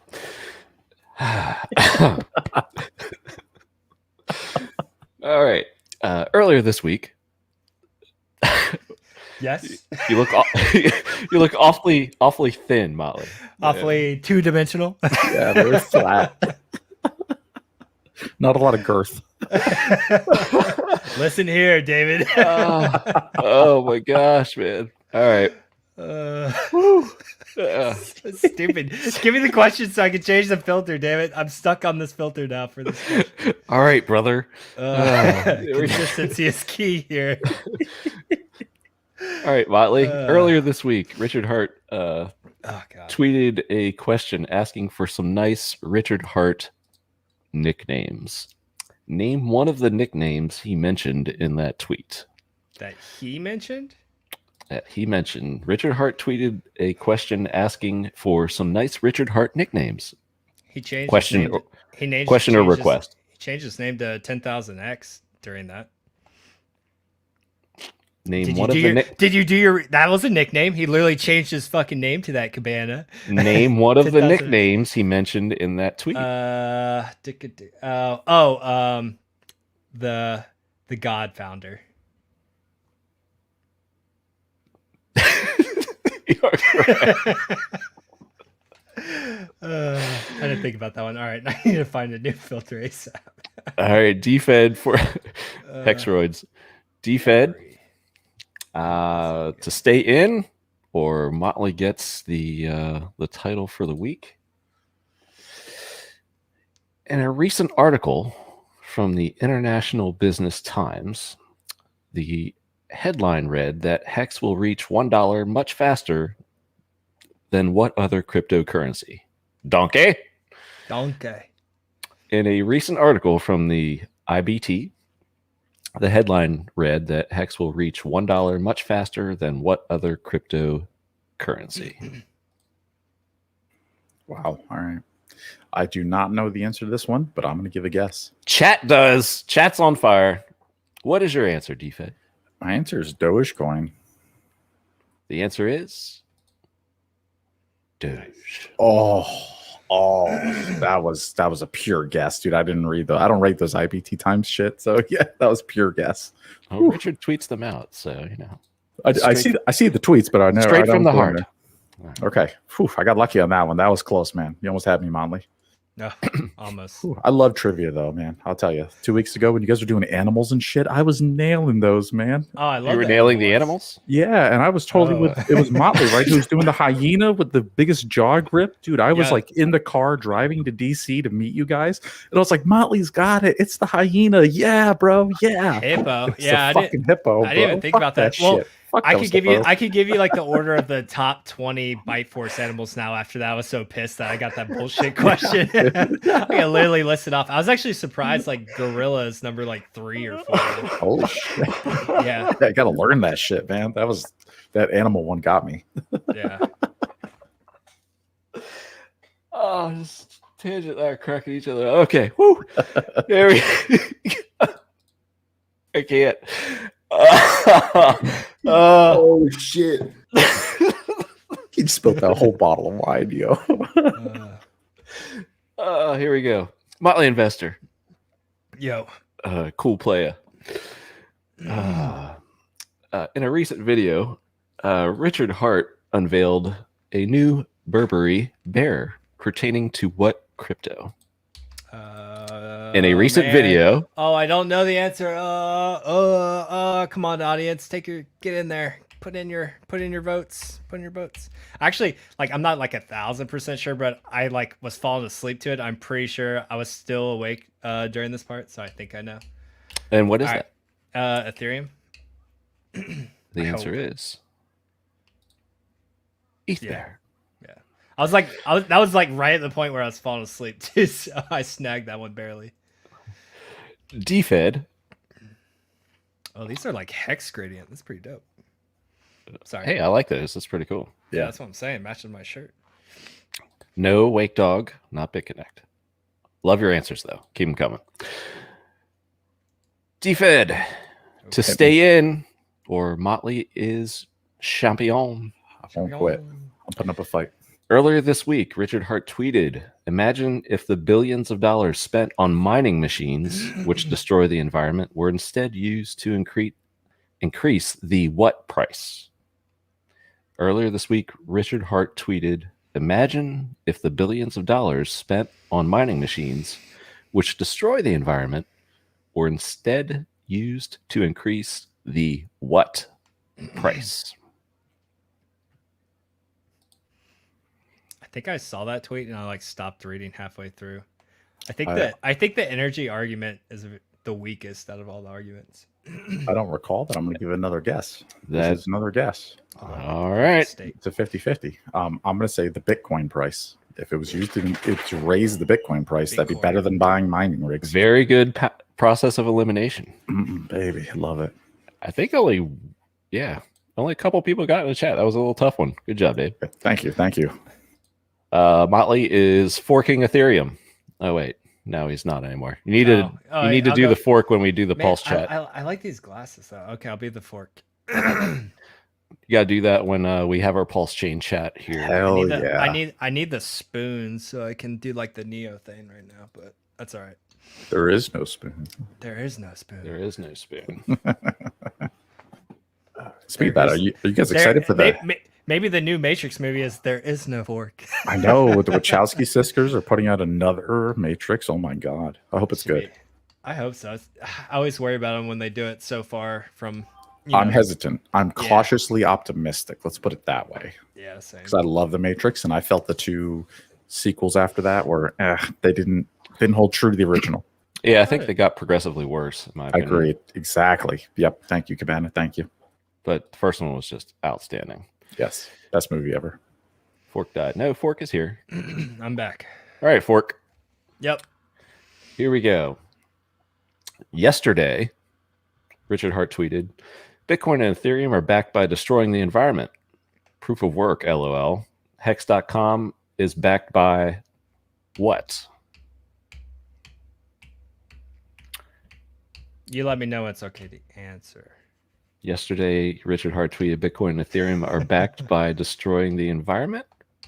Proof of work, LOL. Hex.com is backed by what?" See, like I want to say the obvious answer, but I feel like it's gonna be wrong. It's gonna be like something else. I don't know. I'll just say there are two possible answers to this. Okay, I'll just say proof of stake then. Time. PulseChain.com is backed by participation. Proof of stake. Okay. Hex. Cool. Proof of weight. Wait. Motley Investor. Stake. You're in jeopardy. What? Proof of stake? I thought Hex.com is backed by what? Proof of the answer is time. Oh, you said Hex.com? Yes. For Hex, yeah. Well, it was Hex. Oh. Close, man. That's well, I wasn't paying attention. I thought you said Pulse. That's a tricky one. All right, David. It pays to read and listen, Motley. Yeah, I was too busy playing with. All right, so if this is tennis, is that we're out of deuce and it's my ad? So I need this for the win. DFED for the win. Yes. God damn it. Yesterday, Richard Hart also tweeted, Oh, Bitcoin geez. and Ethereum are backed by destroying the environment. Proof of work, LOL. Hex.com is backed by proof of time. PulseChain.com is backed by what? I'll read that again because the copy paste jumbled up. I So thought that's how you read it to me. God damn it. Nope, I did not read that one. Bitcoin and Ethereum are backed by destroying the environment. Proof of work, LOL. Hex.com is backed by time, which was the last answer. PulseChain.com is backed by what? One of two answers are acceptable. Well, I'm planning to do it, so I'm going to say proof of stake. Blah. DFED, Yes. you are the new Yes. Hex Trivia champion. It's the greatest day of my life. Yes. Thank you. Yes, I did it. I win trivia finally. Yay. All right. I got it, guys. Big brain. For your victory, you get to do what has become lately the Big K victory lap. You may address the audience and thank them however you may please. Awesome. Hey guys, David Feeder here. What's happening? First off, happy Friday to my Hexicans. Cheers to all of y'all. I love you guys. And we're up to some good stuff coming soon, man. We're going to be talking about the PulseChain Testnet in a few moments here. I'm excited to tell you guys what I know. And I just want to say I love every single one of you. I am full-time Hexican now, and this is a dream come true. My life has changed forever. Yeah, I couldn't be here without Richard. He's the man. This guy's the man. And yeah, thank you very much. It's a pleasure to be here, and we're going to be here for 15 more years. So cheers to you guys. Cheers. Cheers. Motley's driving. Yeah, fuck you. I'm out. I guess I should listen to the question next time. That middle finger actually showed up pretty good. I know. I have There to you like go, pull it out a little bit. There we go. I'm driving, so it's hard, you know. That was such a selfless shout out, Dave. That's awesome. Chat is like cruising by, so I'm like behind on a couple tips here. Hey guys, do you know if some exotic websites are accepting Hex? I don't know how excited they will be when they will realize it. Okay, thank you for participating. We greatly appreciate it. 5555. We thank you for that extra 5. There you go. The Hodl Dog tips are 555, by the way, in case he ever live streams. There you go. Just saying. That's a happy hour joke. Anthony, thank you. Greatly appreciate it. Thank you very much, man. Appreciate The it. second one, because the first one was pure humor, and we appreciate that here too. Yes, DJ Cryptomatic 5555. Oh shit, yeah. So DJ Cryptomatic shit is sick. Yes, he is. Yeah, bro. Hell yeah. he is Oh, the yeah. Shit. resident Hexican streamer. I love it. Love his show. Absolutely. Do I have another couple things to get to here? I believe I did, actually. All right. Yeah. What's that? The stuff that is green does not work very well when you have a green screen behind you. It looks like Darth Vader is shadowing you. I'm like some sort of like merman kind of thing right now. How do you do this shit? No, 555. Yes, thank you. That's hilarious. Fucking hell. And I mean, in the States, it's like 6:30 Eastern. So Yeah, yeah, it's early. It's quite early for us, and we're carrying on. But, Yeah, I've already had 6 beers. Yeah, we're Right, doing early good. I'm catching up afternoon. tangent. yeah. So Motley Investor, I just wanted to bring up this tweet that happened I today. bet you would. So your friend, Awesome. our friend Cindy, and yeah, she put this out there. She's holding all the Hexican guys to this, and I guess she CC'd her man on it as well. do you plan on participating in this, Motley? And while you offer some commentary, I will bring up a very special video to keep some of the audience entertained. So what are your feelings on this social challenge? I didn't agree to those terms. It's all you, bro. You got it. Okay. Did he just leave me stranded? He did. So this is from Oh, Motley's. I thought. Oh, is this OnlyFans for Hex? Hell yeah. In case anyone missed it, while we were discussing social challenges, Motley had this wonderful stream a while back. So Yeah, that was a good stream. yeah, it was a good stream. Good stream. So, Wow, Motley's Can you hosting guys his own hear me? bikini auditions. Yeah, they had to get like, there he is. Yeah. they had to get a certain amount of viewerships. Nice And swimsuit then she was right gonna there. show off her This is the swimsuit. top. I got a smaller size. So Motley This is the Investor. bottom. I have a Yeah. tattoo Here you go, here, Tangent. which I You got wanna her put number? my hex tattoo right next to it. She's married. This is the Yeah, she is top. married, by the way. Aw. Sorry, guys. What a But we tease. have You can see we it. have a ton of smart, beautiful Hexican Sorry, women. guys. I have seen some in the chat as well. Oh my So gosh, this is the top, and then the bottom is. Like this. the question for Am I too Motley. short? I'm too short. I'm sorry. So Oh, maybe I should go back like this.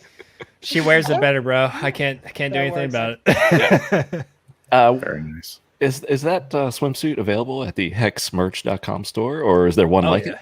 Yeah, there's Hex, there's Pulse, there's a bunch of different styles, and one thing the women were complaining about, and Cindy in this case as well, is she's a bigger size top than she is bottom, and so we actually sell them separately too. So like if they need a bigger size top and a smaller bottom, they can do it that way, or they can mismatch as well. So we listened to our Hex ladies and got them did that for them. Brilliant. But that one is from that one was from Crypto Styles USA. like it. So shout out to them. We try to bring you the best content here on the Hex Happy Hour show. That is our goal. So yeah. That was the best thing we put up all day. Dude, what's catching any fish, Tangent? You still fishing? You got one yet? I'm sorry if I've let the team down. Tangent's about to pass out. Are you Were gonna we make it, talking about brother? quality content? Yeah. Absolutely. Sorry. I've let the team down. Oh, you are No, been you're a a fun stud one. player. Don't you worry about it. We're just happy to have you here, man. Thank you for joining tonight. I appreciate it, man. we're happy you showed up. You're a hero. Wait. 6 a.m. There were a lot of people betting against me making it here today. That's why you're here. You win. You did it. Yeah, Shit. way, And to, way to beat the spread. Yep, that's right.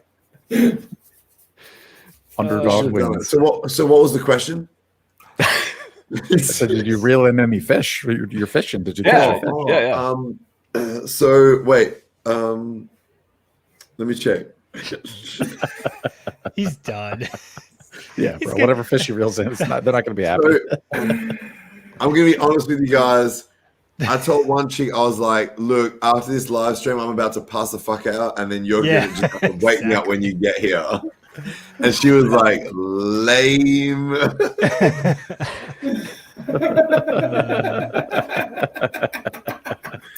And I was like, why is that? But why is that lame? Seriously, you guys help me out. Why is that lame that I'm just gonna nap until she gets here? Like, why is that lame? Maybe she's worried you don't wake up, bro. Yeah, I mean, I think yeah, she's worried about that. Yeah, I guess. But I told her I'd leave the front door unlocked, like, so she would actually be able to wake me up, like, legitimately. You're a gentleman Oh, well. and a scholar. Yes, Leave you the door are. unlocked. Come on. Oh, in. Bring on in. PulseChain Testnet is gonna be like, Tomorrow.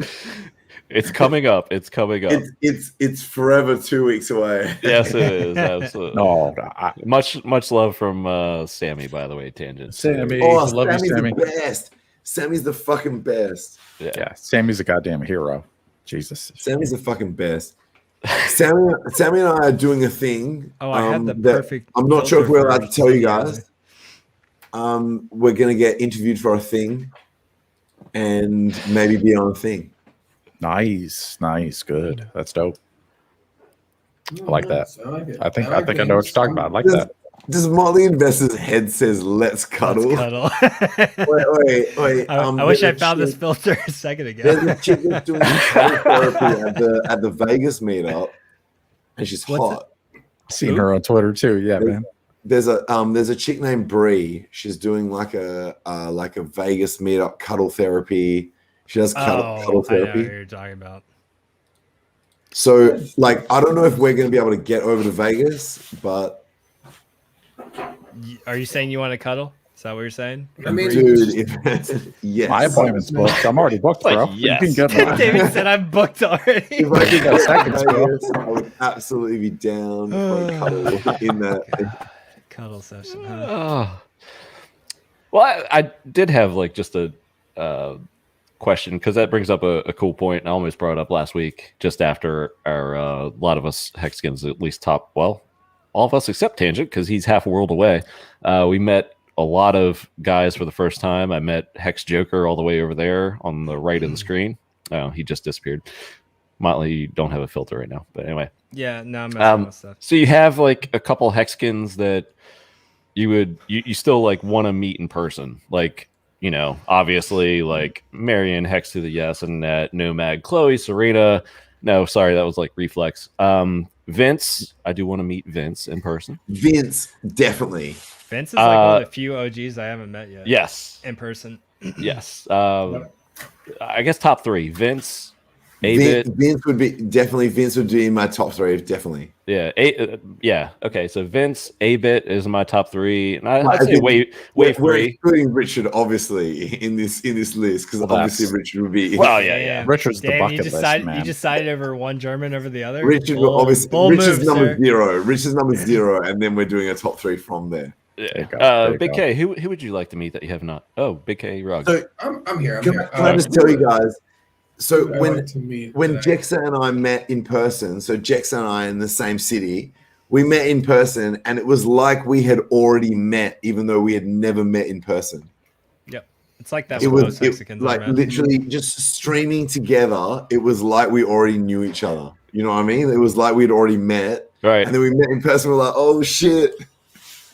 Well, just think of how many hours we spend with each other. Like it's like this, but it's hours and hours and hours. Like, Yeah. This is cool. I'm too. stoked to meet this guy in Wendy's person. Wendy's, for holy sure. I'm shit. stoked. Wendy's would be on my list. Also, I would say Yeah, Wendy's, I'll add Are you guys getting like feedback on my end or not? I'm No, driving, you so sound I'm good. kinda, like, You're good. Coming through my headset, but it's. Oh, is it good? Okay, cool. Yep. Straight. How about you, Motley? I'm going to get Wendy's, some holy carne shit, man. asada for dinner. You know. Nice. Well, actually, I get to meet all three that I want to here shortly. So yeah, Vince isn't going. I'll put Vince. I'm gonna meet up with Wendy's here very shortly, and still haven't met up with DCC. So I'll be meeting up with DCC and Wendy's here shortly. Vince still on the bucket list. Vince and I are buying the same car. What? Tell. Vince and I are buying the same car, and then we're gonna do like a dual hex flex on the car that we're getting. Give us a hint. We're getting the same car. Has he not told you? I know. I know. No. Look at the same car. He tweeted it. Go ahead and throw it out there. So Vince and I are both getting that new Lotus Emira, but I'm getting blue. He's getting yellow. Nice. And we're just gonna do photo shoots, and then we're gonna like tweet about it. And then we're gonna like Zoom chat and fucking do it. Like do like a hex flex, video flex. It'll be like a car cruise where we're both. Are you getting the manual or are you getting the DCT? I'm probably gonna go the manual because I'm a purist. There you go. Good man. Yeah, that's what I was looking Love at. it. Love it. Straight pipe that easy. And because the linkage is exposed. If you get the manual, you actually see the freaking linkage. It's insane. It's insane. Oh yeah. I like that. I like that when you can see the linkage. It's pretty dope. It's very race car-ish. Crypto Kings, you all met my cardboard cutout in Vegas. Yeah, that was fun. He like hit me up. He's like, please don't have anyone draw dicks all over my cutout. I was like, bro, I can't guard your cutout for the No entire promises. Vegas trip. No expectations. El Hexidente is another great one. Well, how about you, DFed? Dave, Tangent. that made me lol hard when people were like, "Oh, Tangent, don't get so lit that you miss the stream for happy hour," and you were like, "No expectations of work of others." That's right, bro. I knew you were going to be lit. I was like, hey, don't ask Tangent to not be lit. It's happy hour. Do It's not going to be real lit. Tangent to not get so lit that he misses the stream. That's an expectation of work of others. Hell You can't yeah, be doing bro. that. I got you. I got your back, bro. I really appreciated that. That was awesome. Yeah, man. Cheers. Cheers, my friend. DFed, anybody else you'd like to meet? Oh, man. There's a lot. I mean, I haven't met you guys, the top 3 row in DC. Yeah, that was awesome. There's a lot. I mean, I want to go to Australia when the time is right, in the distant future, once things are settled down. And yeah, I mean, I gotta scoop up whales down in NYC. I'm not too far from there. Yeah, Wales there's is a lot another of great people. one I want to meet. Yeah, Yeah, Wales would definitely be on my list. He's a local. I just had dinner with Hex Live, who's Joe Exotic's friend in real life. And I met Joe at DC. So I had dinner with Hex Live. He took me out after I just retired. So that was great. And yeah, man, I mean, there's a lot of Hexicans I want to meet, to be honest. And I'm going to Vegas, and I'm trying to go to, I'm going to be in Boston. I'm going to be in, hopefully, NYC on the German tour. So yeah, I'll be around. This is my life now. So I'll see you guys. Too cool. Tangent, anybody else you'd like to meet before we get to some pulse chain? Oh man, I think you just hit the nail on the head, Dave. With Wales, just because he's the most quotable motherfucker in all of it. Wales, Richard Hart, and Vince. So that would be the 3 that would immediately come to mind. That's cool. Because it's the thing that I was thinking is the Hex community is the most amazing community. So it would be hard to actually to limit it. I want to meet everyone within the Hex community, So it's hard to pin it down to just 3 people. For the sake of conversation, Wendy's, a few dudes or ladies you'd like to meet? Oh man, that'll get me in trouble. But I already got myself in trouble. I don't know, man. It's like the fuck, kill, marry shit. The girls pulled on Richard. He's like, yeah, you guys played that? You guys played that for real? No. I was referring back when the ladies of Hex did that with Richard. He's like, I'm not fucking answering that shit. He's like, I'm just gonna kill all of you. Oh my god, he handled that like a boss. Yeah. It's like, I'm just gonna kill all of you. Sorry. When he said, "I'll kill all of you for even asking that question," I was like, "Damn." Yeah, that was the right move. That was the right move. All right, so welcome, Wendy's. By the way, didn't give you an official welcome, but what is up, bro? And let's get into it. So we have I think there might be a little feedback, Wendy's, just a little bit.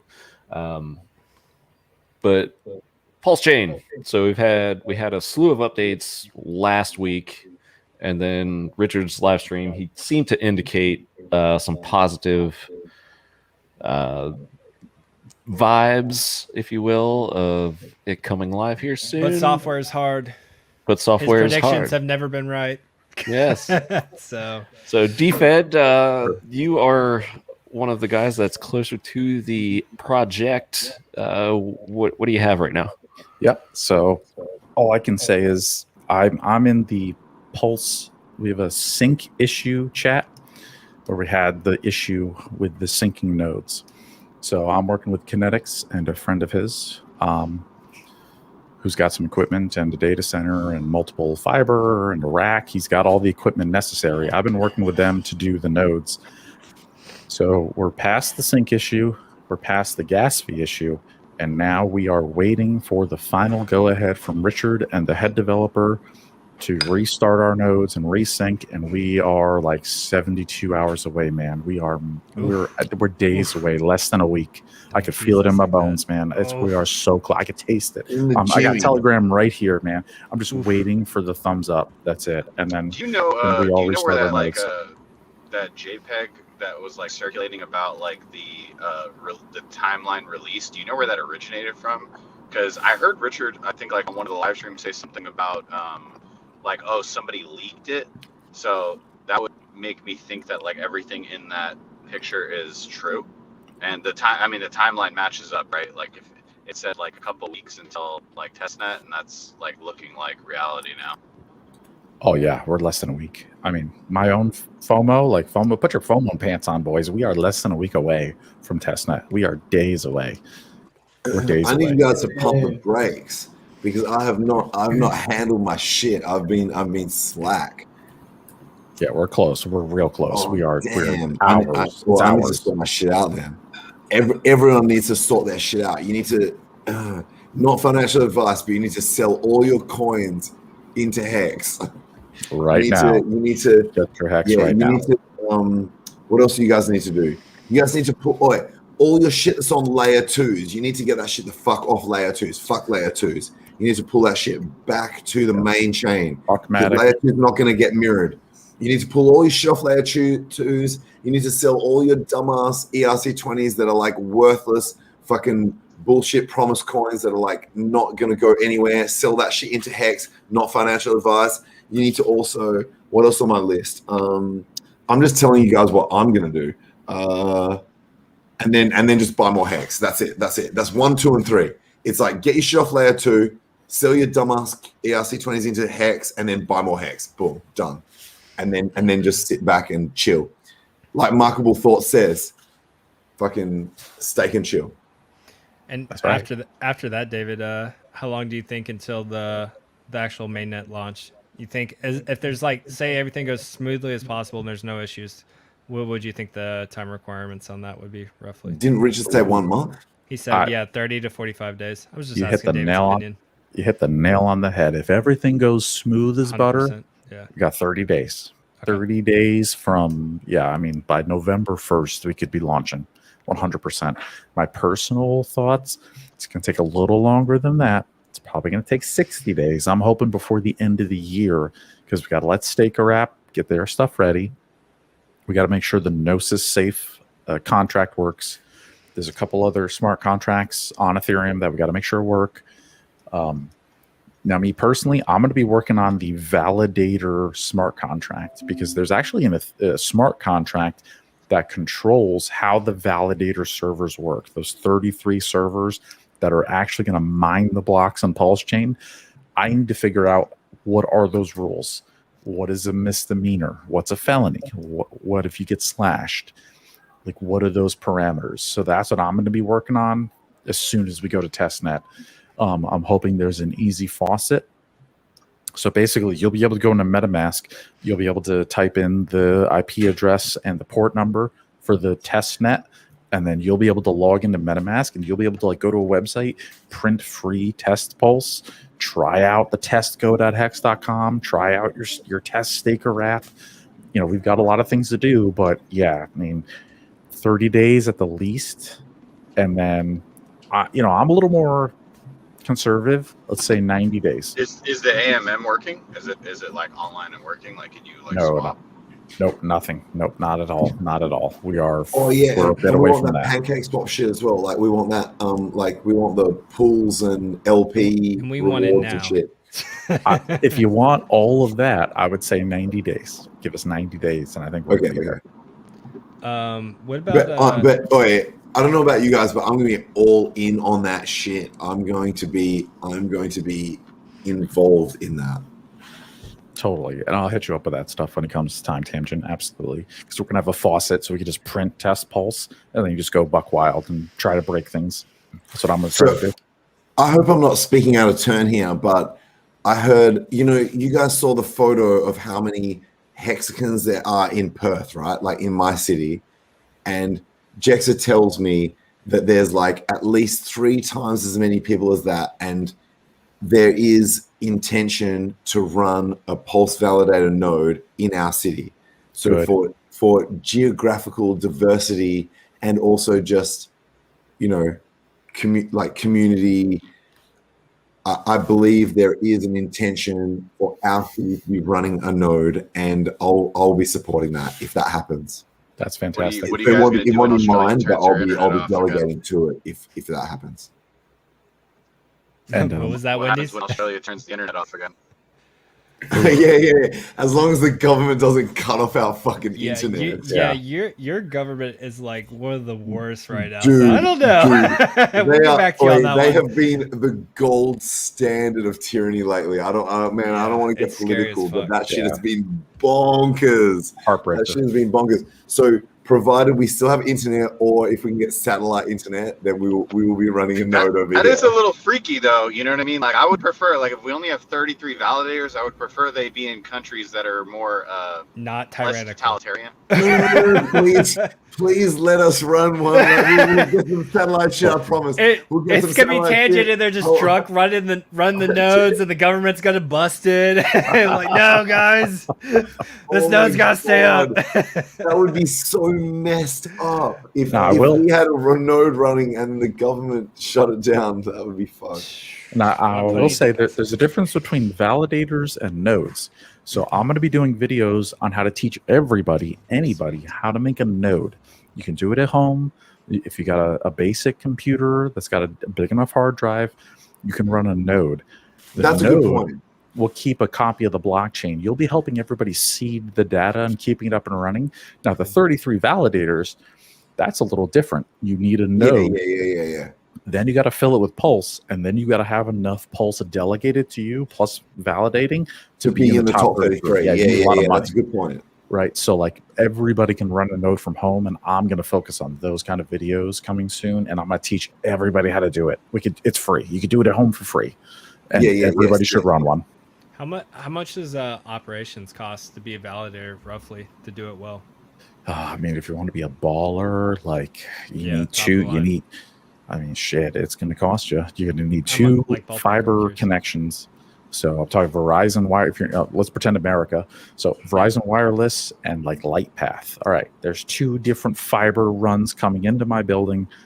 I'm going to plug that into dual redundant firewalls, and then I've got dual redundant servers running in my rack. So I mean, you're looking at like $50,000 to $100,000 in hardware easily, and then you're looking at like a grand or $2,000 in monthly costs for electricity, cooling, battery, and internet.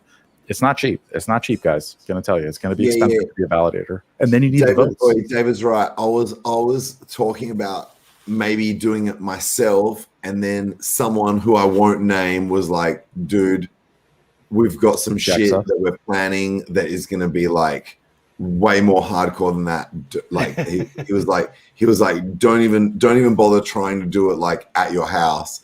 We've got a group of people who are ready to like go hard on this shit." Baller. Like as in for our city. Yep. I have an idea of a certain entity that might be running a lot of validation. And also the other thing is like bandwidth and just the speeds that you like, internet speeds that you can get in your city. Our city might not even be able to be fast enough, you know? The bandwidth requirements are actually not that bad from what I've seen so far of our current tests. Fiber is it's overkill. Really, the thing is going to be the hard drive space on your servers. You're going to want it's going to take a number of solid state hard drives plugged into a server. That's the biggest cost in my opinion. Oh, that's okay then. All right, cool. Because and I know Dr. D out of India is looking to run one, and there's going to be a bunch of Hexicans running them. So yeah, I think we're going to be in good shape. I think we're going to be globally diversified. No problem. I'm feeling good about this. Yeah, I think we need to show that it's not just a single entity or a small group of entities who are running these nodes. I think that's all that matters. Yeah, because even Richard they're running the primary node out of Amazon. Dude, those data costs, the gigabytes in and out is going to just only Richard could afford it. It's thousands of dollars in just data transfer. So you need like an unmetered like fiber internet connection that doesn't charge you by the gigabyte, because it's going to take a lot of internet power. But it's not bad though. It's really not that bad.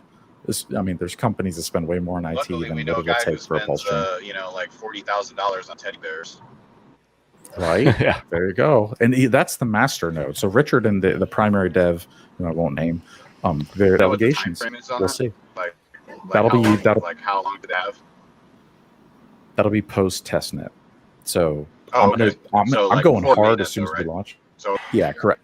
Like during testnet, I'm going to be going as hard as I can for people to delegate, but there should be a pulse faucet. So on testnet, you can print as much pulse as you want. So I'd be like 999999999. I'll take that much pulse, thank you, and I'll just Bro, fill I'm up gonna my be a own validator. whale on the test net. Yeah, the testnet will be gods. Like you can print as much pulse as you want. Like it's free. Like it's so a how, testnet. wait, how does that Doesn't work matter. in actuality though? Like, is if you're getting like people to validate before the live, like how does, because like the test net, like you were saying with like a faucet, like it's not actual money. So couldn't somebody like theoretically just like delegate like a trillion pulse to themselves like for free and then just be like, oh, I'm a validator now?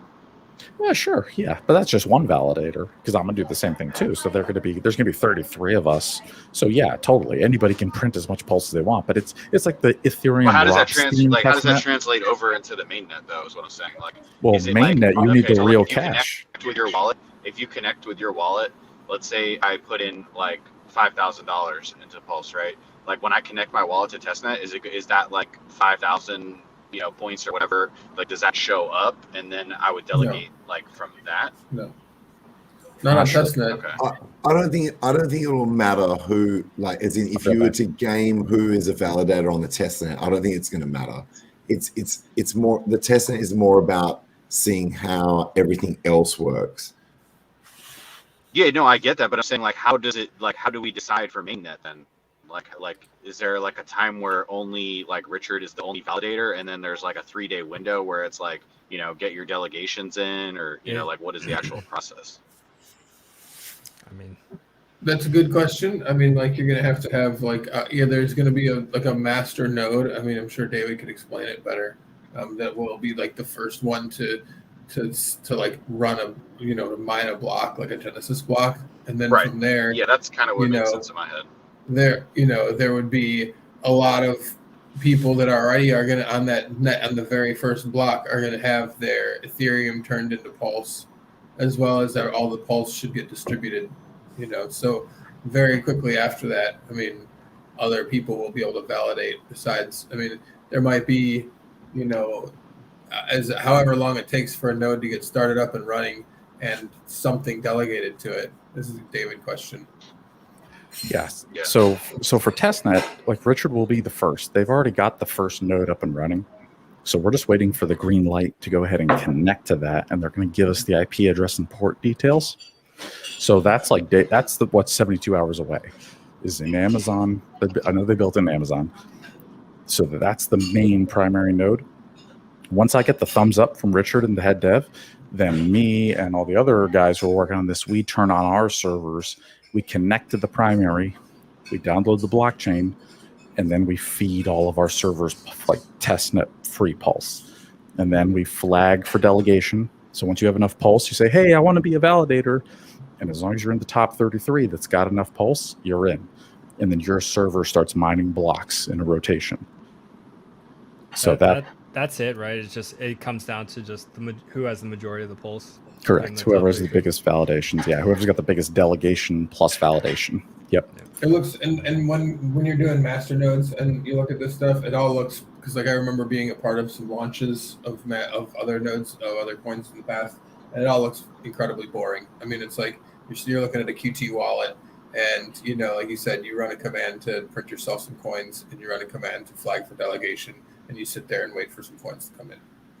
That's it. It is actually a lot of waiting. Yeah.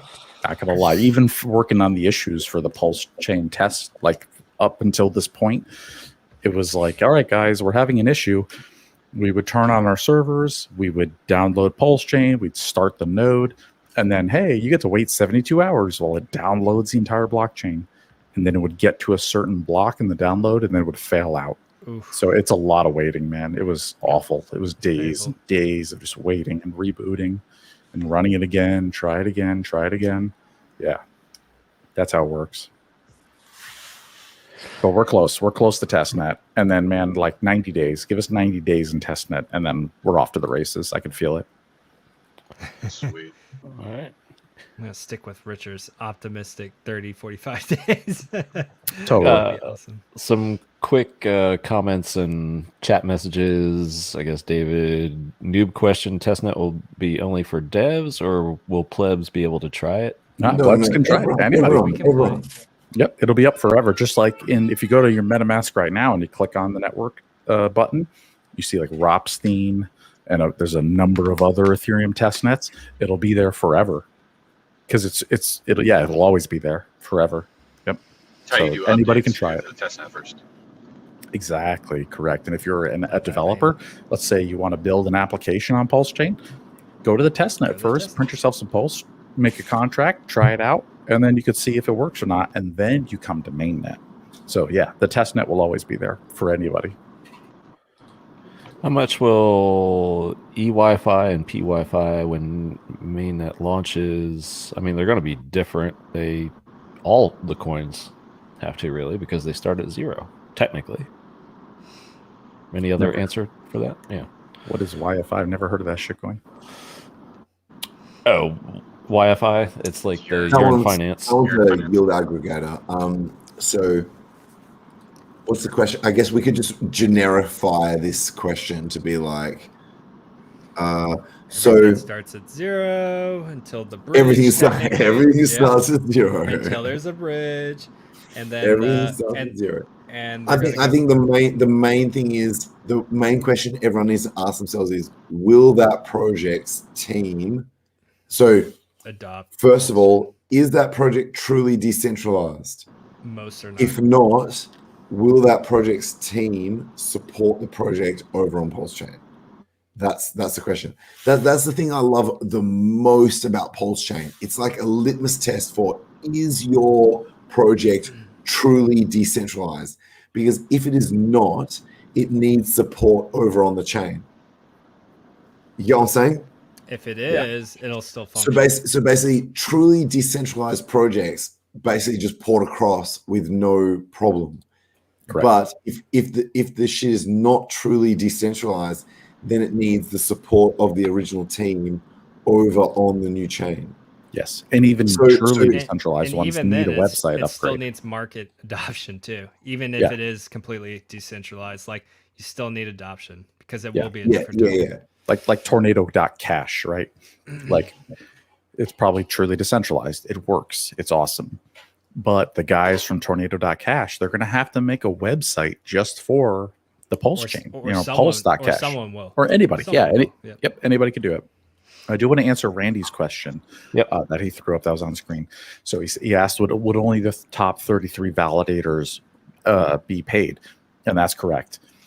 There will be other people who will have a node up and running, and they're flagged and they're saying, hey, I want to be a Pulse validator, I'm ready, but they don't have enough money dedicated or delegated to them. They won't be in the top 33 as far as the cash or the Pulse in this case.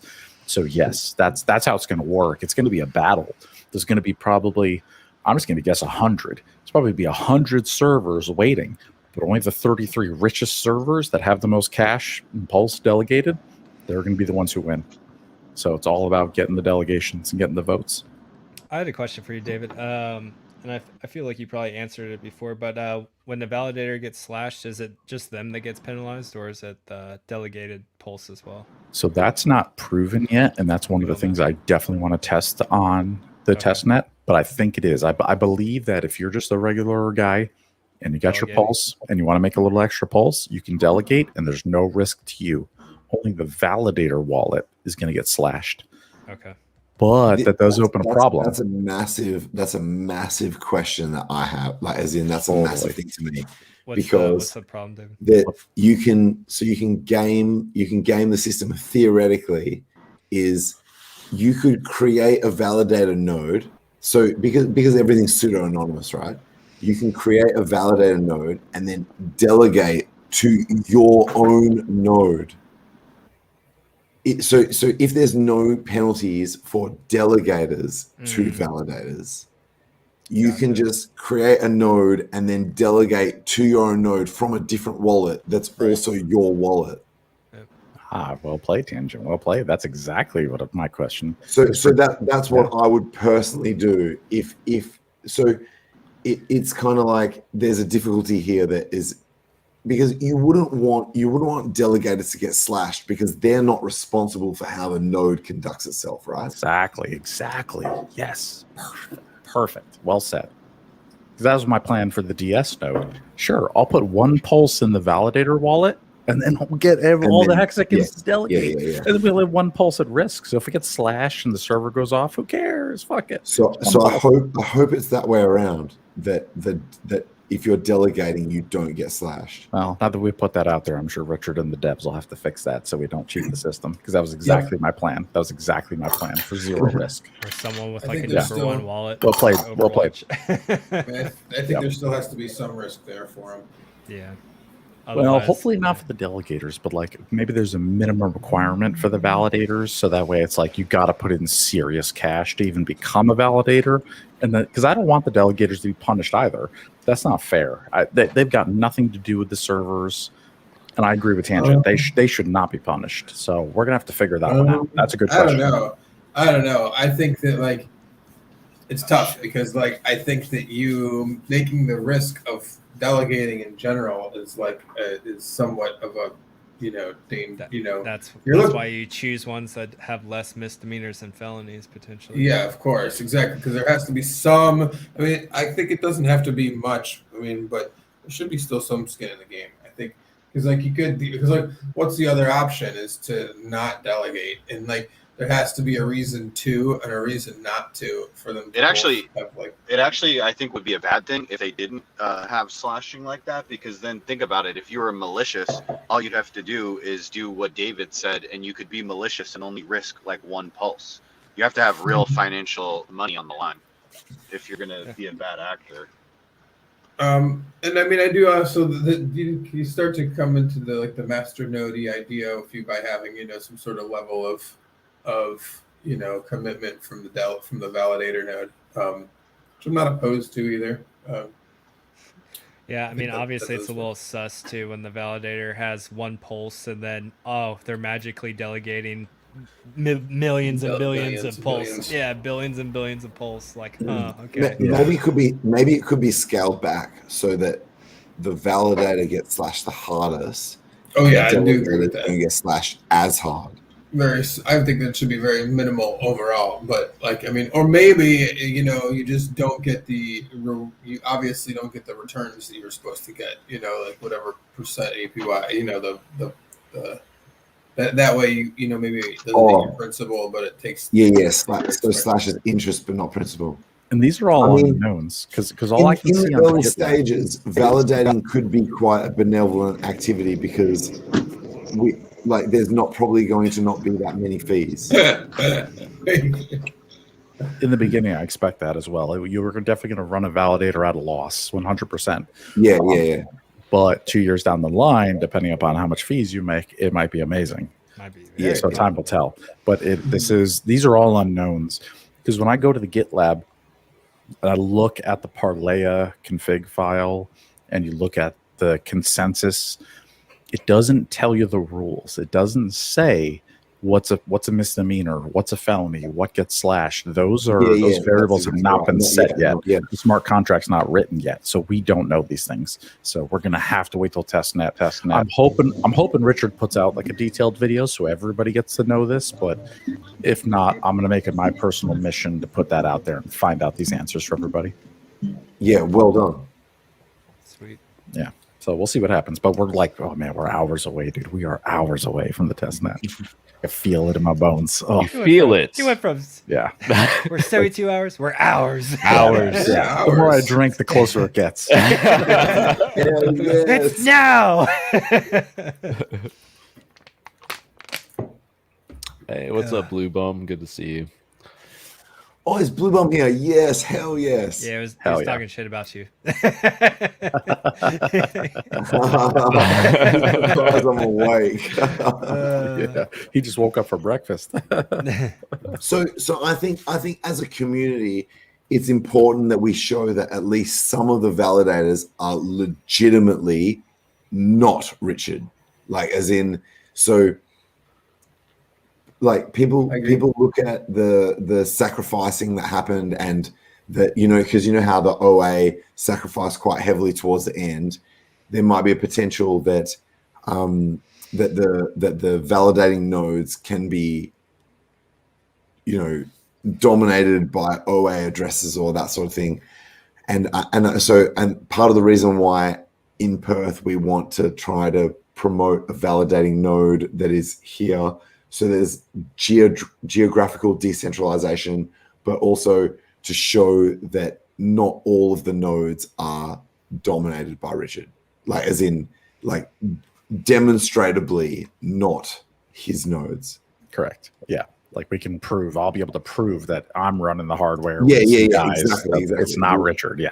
Yeah, Because he'll have the pulse to do it. He'll have 1% there'll of be people that can put their be like, this is our node, we are running this shit, so that it's like, at least it doesn't need to be all of them, but but some of them, if that would help to show that decentralization. Mm-hmm. Yep. Absolutely. Absolutely. And no minor extracted value here.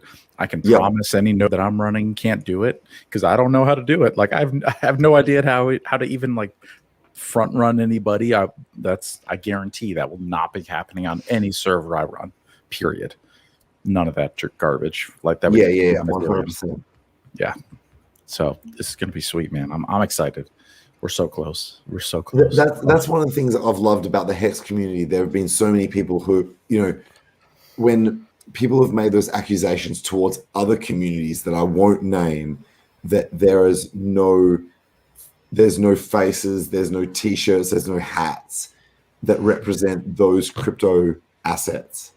Whereas in Hex, there have been so many people, including myself and all of you guys and others, that have basically put their names and faces to the Hex, they're actually Hex community members. And I think the same thing will happen with Pulse, where there are people who are able to name themselves and promote themselves as people within the community who are not affiliated directly with Richard, who are actually actively working within the community to do certain things, whether it's running validator nodes, advertising, or anything else, you know. And I think that's really important. Yeah, it's a truly decentralized community. Yes, absolutely. And the PulseChain blockchain will be decentralized. Yep, absolutely. Yep, absolutely. That's one of the things I heard that said about Hex is that it's the first true DAO out of all the projects that have claimed to have decentralized autonomous organizations. Hex is actually legitimately the first DAO. I actually believe that. I was like, actually, that is true. That Hex is the first. Hex is the first time that people have decentralized their activities and actually organize themselves in a decentralized fashion to promote a specific project. You know what I mean? Yeah. And we're all around the world. Yeah. Oh yeah. So Hex almost is the first true DAO. I like it. I agree with that. 100%. That's I mean, we have decentralized millionaires now all over the world, every continent. Yes, because of Hex. Yes. And we're all working toward the same thing. I can't imagine Hex. I can't imagine Pulse not following in that same attitude in terms of basically people all over the network organizing themselves in their own way with no direction from any specific instruction from any individual person to basically work towards bettering the network and propagating the promotion and any other hardware, software, anything required to fulfill the requirements for that network. Well said.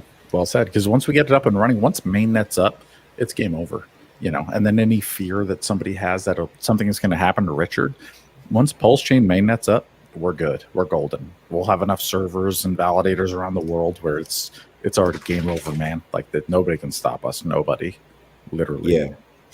That was actually always one of my concerns about Hex was that it was built on top of Ethereum, and Ethereum. So when you look at the risks in terms of the tech stack, that if you buy into or believe the accusation of the Bitcoin maximalists that that Ethereum is either unscalable or any sort of accusations that's leveled towards Ethereum. Obviously, Hex is built on top of that, right? Now, once Hex is over the two chains, even if someone can validate one of those accusations, you've got that redundancy. You're across two chains. So if one of those chains, if PulseChain fails or if Ethereum fails, you've got your over two chains. So you've got that redundancy. It's beautiful. It covers you for that risk. You'll have duplicate bags on both chains, and if one goes down, you're still good on the other. Yeah. Well, Yeah. I mean, yeah, but not really, because I mean, you gotta think like we're still early. We're still under 2 years, and anybody that comes in after that, they're not gonna give a fuck. If everybody's buying like the Pulse version of Hex and Pulse doesn't work out, you think they're gonna be okay that the Ethereum version exists? No, they're gonna be fucking irate. So I don't think that's really a good argument, but it is a good argument to not that if you're in now, do not dump your EHEX, which is what we've been saying. Many of us have been saying all along, because it is that protection. But obviously, new people that come in aren't going to get that protection. So, are you saying someone that comes in and buys one but not the other? After the launch of Mainnet. After the launch, how is You have the to marketing choose. gonna Yeah, you gotta choose after that. post? Yeah. Cheapest T-shares. Go. So my opinion, you guys can disagree if you want, but my opinion is, and I know this like, so Richard said he doesn't want to see cheap Hex anywhere. No, I don't think that they're like. I think that if there's a discount on any more than like a 20% discount on either chain, there's going to be people that are interested enough to want to buy it. You know, like, I mean, we've already seen the ferocity at which people. I mean, if you can find yourself 12 to 40% APY anywhere, doesn't ETH chain, Pulse chain, fucking doo-doo chain, it doesn't really matter. People are going to go for the fucking go find themselves 40% APY. You know, so like, I mean, if there's too much of a discount on either one, there's a very good chance that somebody's going to find a value in buying it up. yeah, that is totally possible. Just to answer sharp shot. So will it always be 33 validators? For now, that's the plan.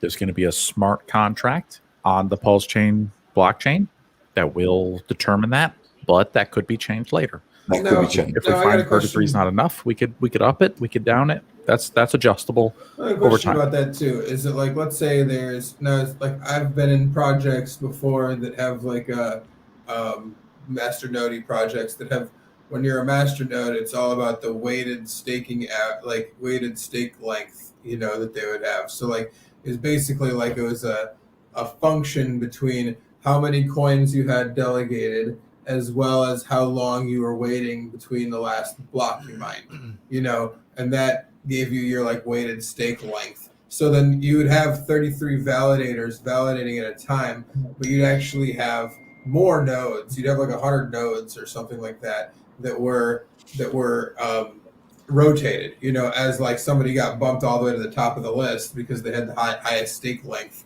Then after that, they would get their stake length, which like they'd mine a block and they'd go back down lower, you know, on the list, and then it would, over time, you know, they'd build their stake length back up and they'd be able to mine a block. And so that way you'd have more than just 33 validating nodes that were kind of working inside. You know, you wouldn't be like a set number so much as, you know, more people could be involved. So like I've seen that work as well, you know. I mean, I don't know if that's something that's gonna, or if it's gonna be just 33 and the highest 33 only, and that's it. And that's, you gotta, you know, it's, I'm interested to see how it's gonna actually, the dynamics are gonna play out. Because what if you're like 34th, you've got the delegation of the 34th or 35th, you just never get to mine a block ever, or you just get to mine one slower than everyone else, you know. I mean, That's a cool idea. I like that. As it stands today, from what my knowledge is, if you're the 34th and you don't have enough pulse delegated to you, you ain't mining the block and you're not getting any rewards. Yeah. You're standing there waiting in line with your hand up forever, as to my knowledge. But that's an interesting thought, Big K. I like that. Yeah, I mean, I mean, it just gives it a like, you know. So then, if you are a smaller node, eventually you can mine a block. You know, I mean, I've seen that in mining pools as well. You know, that kind of dynamic work as well. So I mean, it's just Richard's fear is like the shitty nodes. Like, let's say there's 100 that are they're validated, they're ready, they got their hand up, they're waiting. The 99th and the 98th and the 100th, like Richard's worried that they're gonna suck and they're gonna like their internet will time out and they'll drop a block and they won't mine it, and then we'll have a problem. Because I don't know what happens if a validator doesn't mine a block when it's their turn. You're losing money, you're getting slashed, and I don't know what that'll do to the blockchain, but you'll get skipped in the line, and you know, in the top 33. Yeah, man. That's true. That's true, but it's true. There is some. I'm going to try to be at the top 33, and I'm repping that Discourse Syndicate node that we're going to do. But you know, we'll see what happens, man. I mean, there may just be people with more pulse and more servers than us. Like, we never know. We don't know what's going to happen. It's going to be exciting. Very exciting. Super stoked. Just catching up on chat questions. Anyone think? No way in hell. Not both. Maybe, I guess common thinking is a little bit on ETH, but let's go around and ask that question to everybody. Actually, I'd love to. I refer to Richard's comment where he says, "I don't want to see cheap hex anywhere." I don't want to see it anywhere, but that doesn't mean it's not going to happen. Maybe briefly, you know. And like I said, I think that there's still. I mean, we see like the wicks and hex are like no other wicks you've ever seen before. So like, you know, is there a chance that it dips? Yes. But like I said, if somebody sees the ability to get a 20%, 40%, whatever Genesis whale, they're going to buy, you know, so why wouldn't they? You know, why wouldn't they? You know, especially if as the system works just as it should, you know. And I do also believe that there's definitely some people in the Hex ecosystem that aren't totally convinced with Pulse, and so like and you can see that because a few of the Hex, you know, super huge whales didn't sacrifice. You know, maybe they sacrificed with another address. You know, possible, whatever. But like, if you're a whale address, you know that what you do has merit in the system. So by just choosing to not show that you're sacrificing means something to every club that's looking at whale wallets to see how they act. You know, so means they're buying the dip on Hex on the Ethereum chain. And the ETH chain. Exactly. That's a pretty easy one to flesh out, you know. So I don't, like I said, yeah, for sure somebody might be able to get a deal somewhere, you know, but like, do you remember we were talking? Move quickly and don't let a cool crab in your ear get all snippy and yeah, you know, you know, be ready if you're trying to make that move. But like, because it's not going to be short-lived, or it's not going to be very long. It's all short-lived. Yeah, like I expect a dip in EHEX after the block height of the fork is announced, because there's going to be an Ethereum block number that Richard's going to say. We'll call it 15 million. When the 15th millionth block of ETH is mined, that's when we fork, and that's when our servers deviate from their servers. Game time. So that'll be the question: is what happens after that? Yeah, I think EHEX may dump after that, potentially. Yes, but for how far and how long is the real question. And I mean, I just don't. I mean, like I said, I think that there'll be based on past that shit's getting bought up that same day. Not long. They're gonna be whoever dumps it. Gonna be a hell of a bounce. Yeah. It'll dip 80 to 95% from top, and I don't even think we get that Harvard dip. Wick. Yeah, I don't think that hard. I really do. Look, there's a lot of fucking trade charts in Hex. Okay, you got day one OGs that's still retired. True. You got day one OGs that still ain't retired. Where if all they had to do was hold, and you know, you had people that were, you know, posting on Twitter. I'm not gonna call out any names, but I mean, you know, I might if I have a couple drinks. And they were like getting people wrecked because they were trying to like, you know, time the sacrifice and all that. So there's plenty of people that are complete trade tards, and we've already talked to some that are basically like, well, I'm gonna my Ethereum Hex for Pulse Hex. So you got to let people, like Richard says, sell the bottom, right? So like some people see those people on Twitter, so they see them on streams, and you know, they're going to be influenced by them. And so when it dips 70-80%, those people are gonna be like, oh my god, I could just have more of the Pulse version of Hex. They're gonna sell the bottom. Somebody's gonna say, holy shit, 95% off Hex, and they're gonna buy it, and it's gonna be a wick, like we always see. And that's how money's made. It goes I'm from, guessing we to cap strong out. hands. I'm guessing we cap out around 70, maybe 75% at the most. I think the opportunity strikes for like someone like the Genesis Whale to essentially just remove a bunch of, like you said, trade tards in the system with like one clean swoop and just buy them out, just wick the price right back up. I think it's going to be volatile for days. Actually, like I think that there is going to be like some crazy wicks, but I think it's going to be up and down. I think it's slowly going to work its way to stabilizing though. Like it's not going to be as drastic as the first wick. And as far as like the Pulse version, I would expect that to be trading above the all-time high for Hex within 30 days. That's my guess. Yeah, that's what I was gonna. I mean, that's something that I think that people have to fully understand is that contract that takes place first on the network. Shut up. It's on me. That's me. So that contract that takes place first on the network. I was gonna say Tangent's woman's coming over. But. Yeah, it's the hey. She's watching. She's watching. Oh my god. Got one. So that's so I think that I think that early on I lost my train of thought here, y'all. Everyone's over here fishing, There'll be some volatility, but I mean the thing is that the first first contract that takes place is the one that's going to rebalance the Uniswap pairings, the liquidity pools, and what that means is that that's going to take out PRC20 tokens and leave Pulse in its place on those pools to make the pairings more fair. And in doing that, whatever there was available in Uniswap's pools on each side, imagine less of that available on the Pulse side. So, what do you think happens to the liquidity pools that have USDC in them instead of like Ethereum? Do they get left there, or do they get swapped for Pulse too? Very interesting. I think that the Hex one will be swapped for Pulse, but I don't think the other ones will. I think the Hex has to. And do you just let the other coins sit there with a potentially just completely garbage coin as liquidity? And let me address something, because I keep hearing it. Like I didn't have signal before, so I couldn't say anything. But like people talk about like it's starting at zero, it's starting at zero, it's starting at zero. So like I think there's people that think, oh, you could just go on and buy any coin that's listed at zero and like at infinity. That's not exactly how it works. Okay, so think about it like this: it is starting at zero. But it's really not starting at zero. It's starting at nil, which means like you can't buy it with money, right? So if you think about a game economy, right? You play World of Warcraft, right?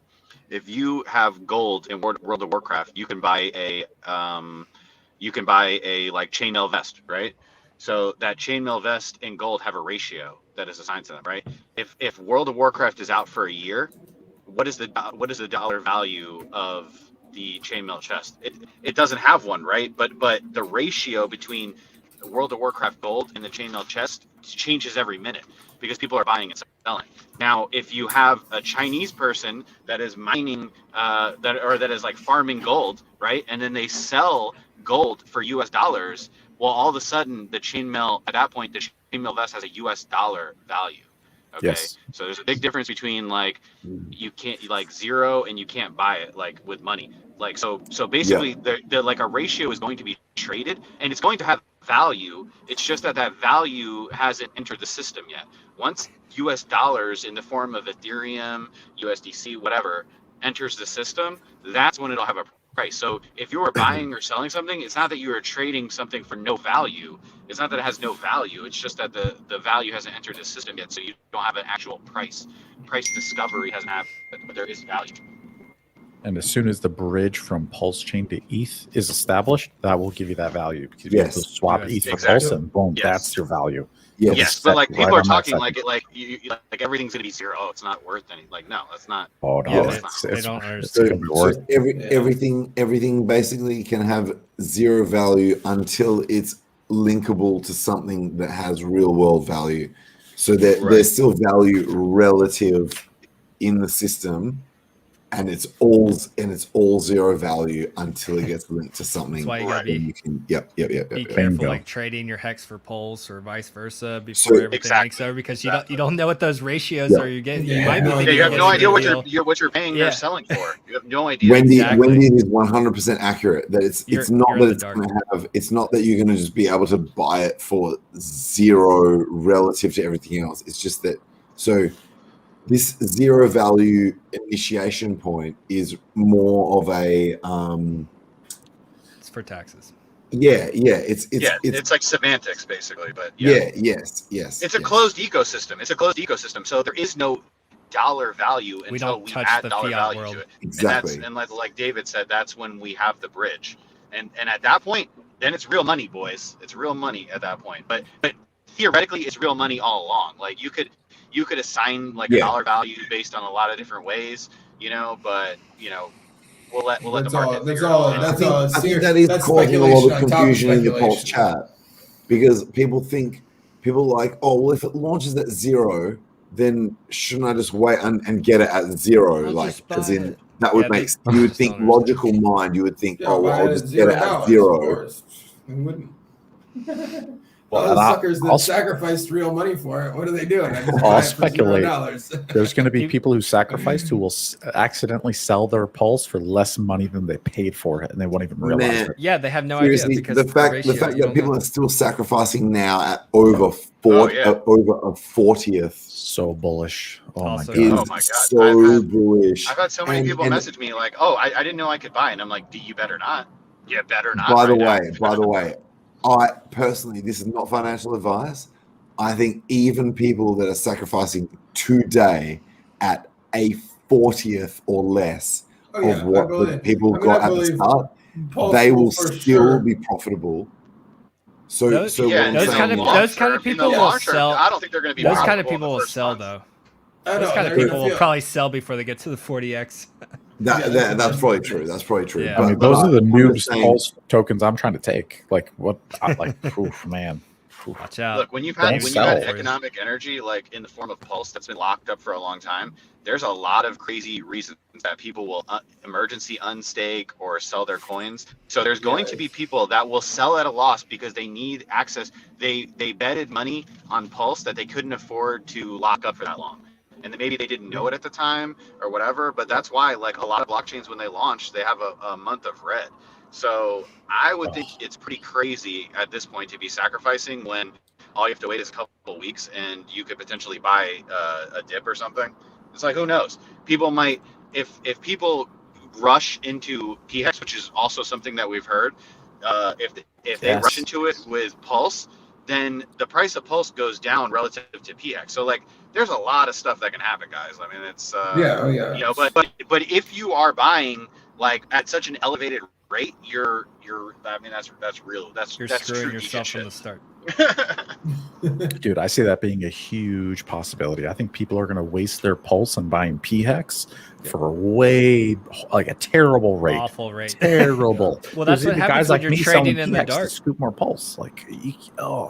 Well, the problem is that if that dynamic plays out, like I said, with as the contract sucks out the pulse hex, and there's less PHEX in there, and people make a run on PHEX, then like the problem is that people cannot help themselves when they see those giant fucking green candles, So they're going to continue to do dumb shit, and put themselves in a very shitty position.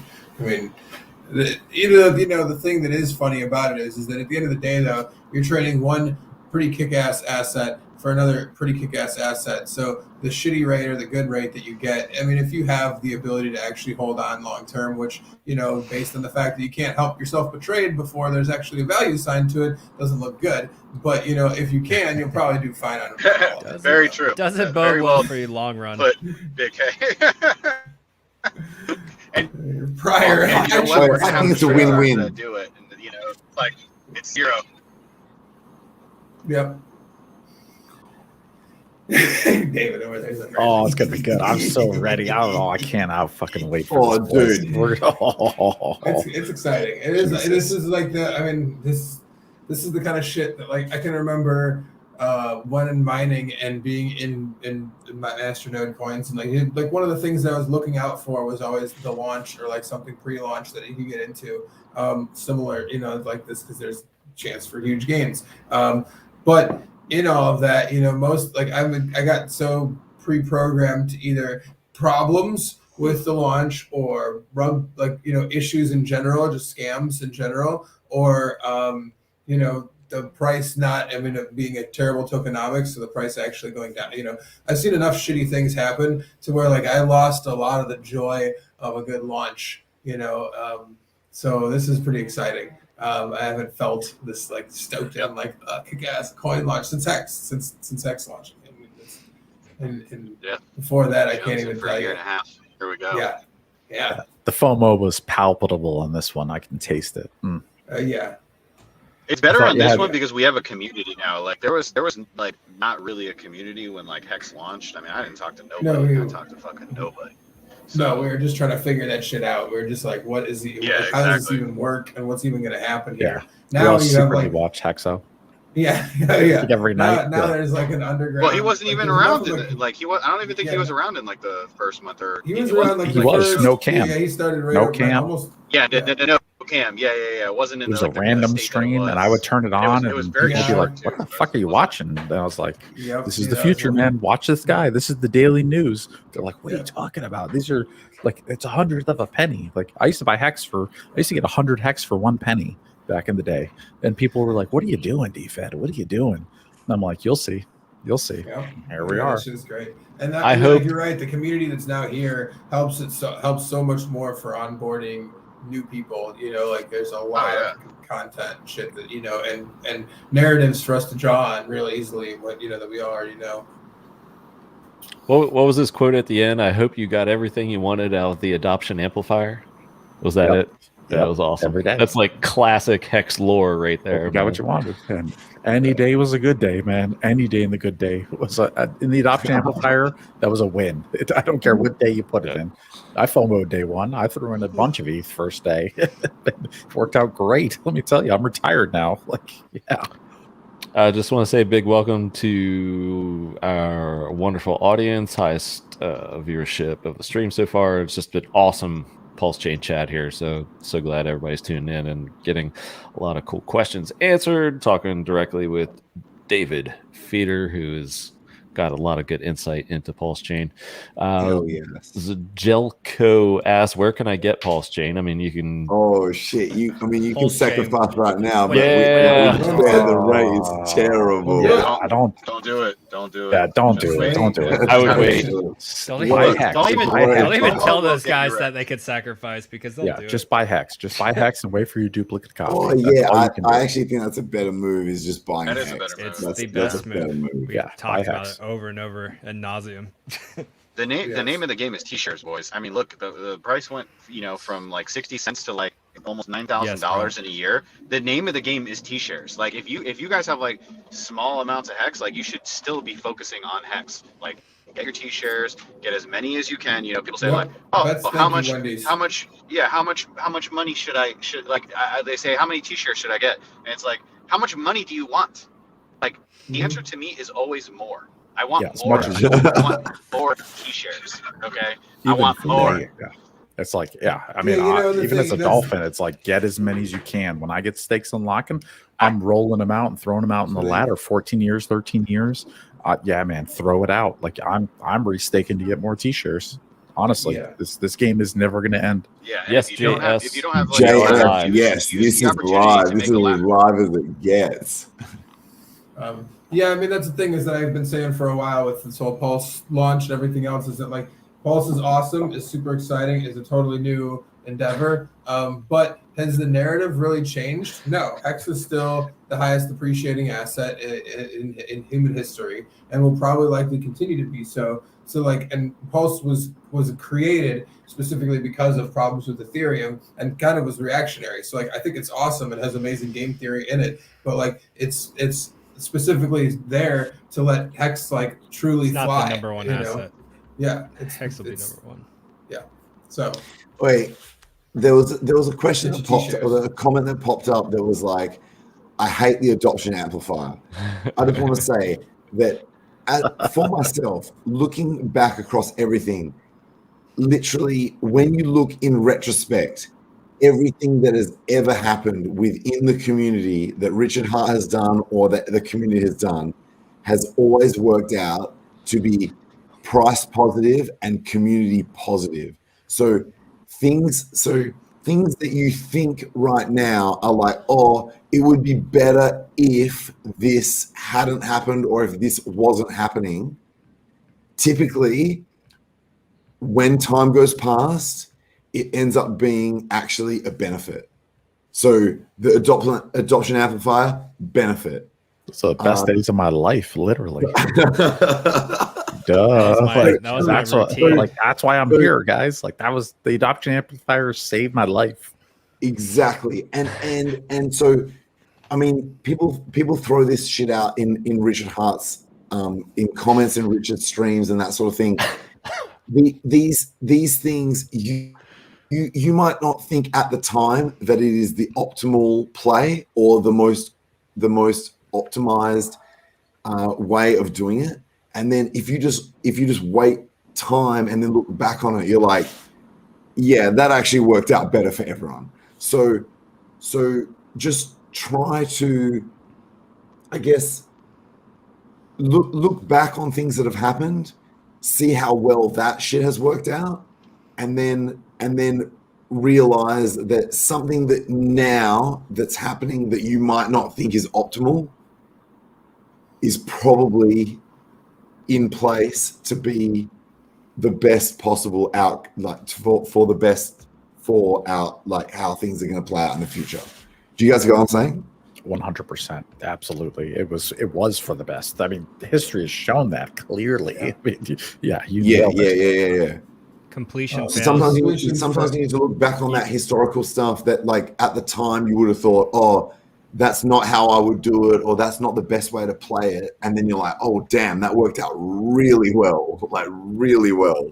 Oh yeah. Well, to be fair, we don't know what the optimal strategy was. There could have been something even better than AA. But that said, everything's worked out great. You know, we've already had the best performing asset, but that's not to say it couldn't have been better. You know, and that's human nature, right? Like, it's human nature to be, you know, we always look for something better. Look, a lot of us are very, very fucking rich, but we want to be more rich, right? So that's just human nature to do that. So. Hey, let's answer some of these new guys' questions real quick, guys. Hold on 1 second. So there's a couple of them here. Back to the one earlier. I'll pull that one up next, Motley. Go ahead. Okay, for this one, for Crypto T, yes, you can swap Bitcoin for Hex on Uniswap, but it's got to be either wrapped or RIN BTC. So you can trade that on Uniswap. I wouldn't do it too much though if you are like doing a big buy order, because the liquidity is not crazy. I would probably still swap it to Ethereum or USDC first.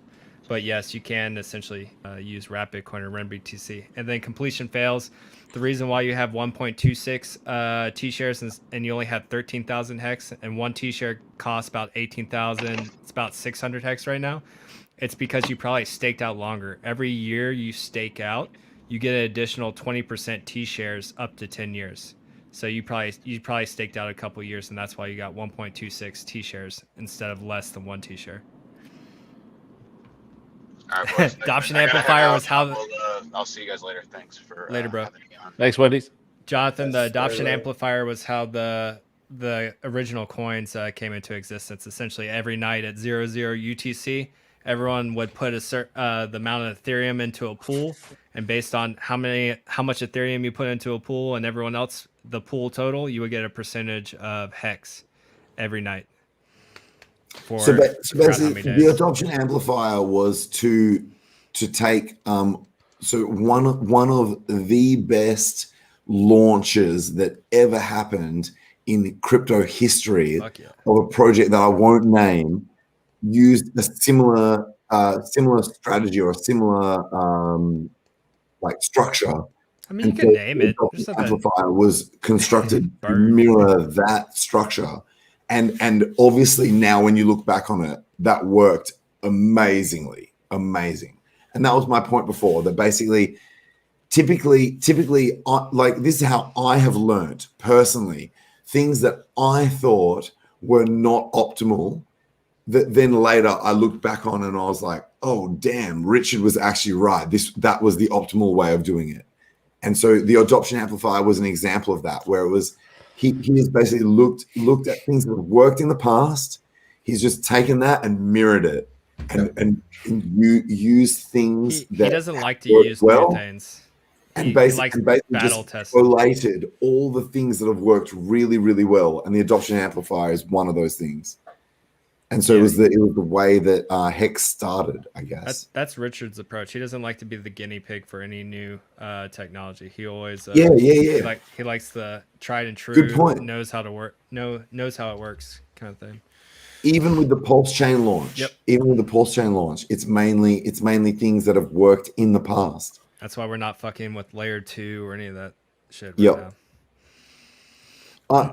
Look, going back, I started off as one of these people that many of the viewers will be, where you think that you are able to identify things that would be more optimal, but then over time you realize that Richard has just already thought that shit through and has optimized for that sort of stuff. Yep. I mean, that's mostly what I've learned. I mean, I've done a lot of other things, or like just tinkered around with other things, a little bit here and a little bit there, to find that like, no, the optimum plays are still basically the main route that Richard's trying to preach. So No Halo Man, PulseChain is not live yet. Coming soon. Is PulseChain not yet? It's kind of it's slightly different. Yeah, they're different. Yeah, that the sacrifice phase worked on a bonding curve, which was completely different from the adoption amplifier. One of the big differences I noticed was with Hex, obviously there was referrals, and then with Pulse there was no referrals. God, I didn't take advantage of the referral system at all back in Hex. And I will say that's another thing he was right about. The referral system is incredible. I mean, I went blindly into that in the sense that, like Richard said, it was one of those things where I had not listened to Richard a lot. I had that was part of my before Hex, that was part of my path, was not doing what he said and blocking him and not listening and causing myself a lot of pain in that path. And that was one of the first things that he was like, people get rich off of referral programs, and I was like, yeah, okay, whatever. And but I went, and I went forward and did the work of putting together a business card that had a QR code on it and just said first blockchain CD hex.com, right on there. I was hex.win at the time.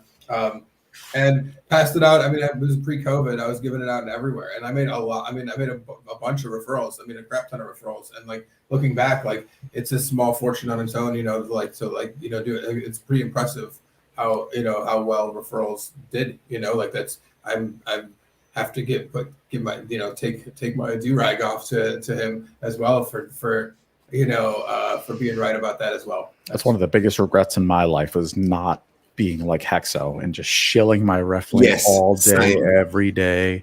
And I agree with you, Tangent too, is do not doubt Richard Hart.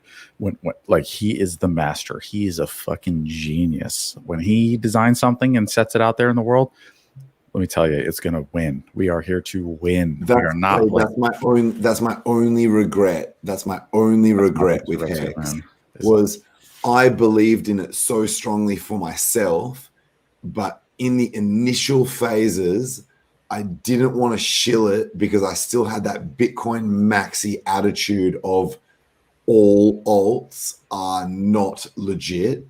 So I was like, I believe in this, and what this guy is saying resonates with me, but I don't want to shill it too hard because I'm going to look like I'm shilling an alt and I'm going to look like I'm selling out on Bitcoin.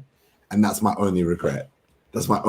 Because if I had shilled it as hard as I believed in it at the start, the people that I shilled it to would now be absolutely worshipping me Yeah. absolute, like they would be All they the would be like X's. they would be like, All oh the my X's, god, you are all the oh, X's would be you over are- at you are Tangent's god house of right now. crypto.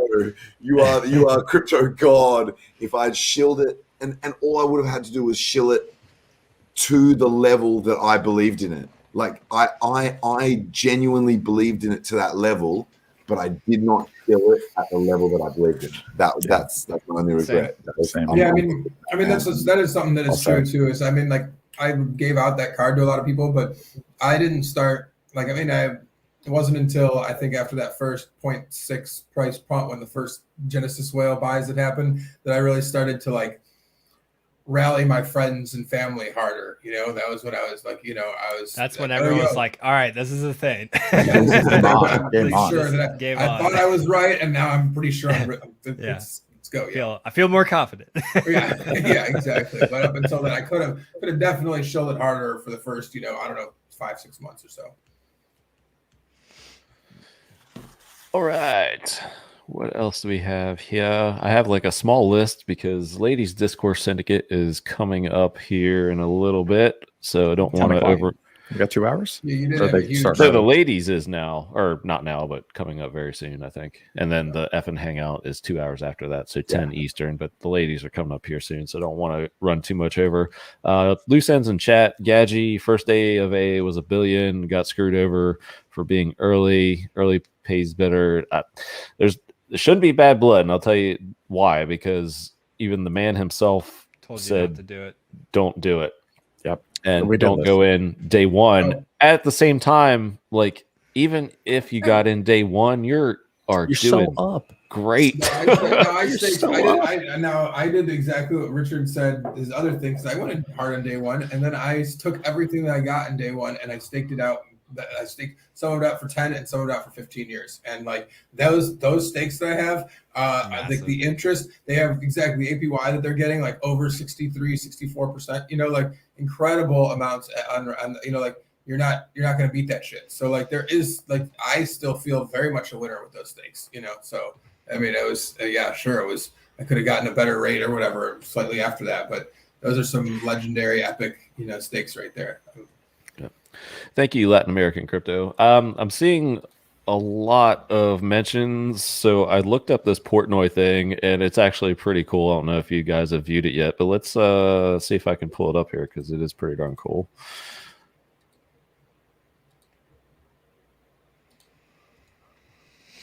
I don't know ovaries and stuff, but I should start. But I don't give out eights often.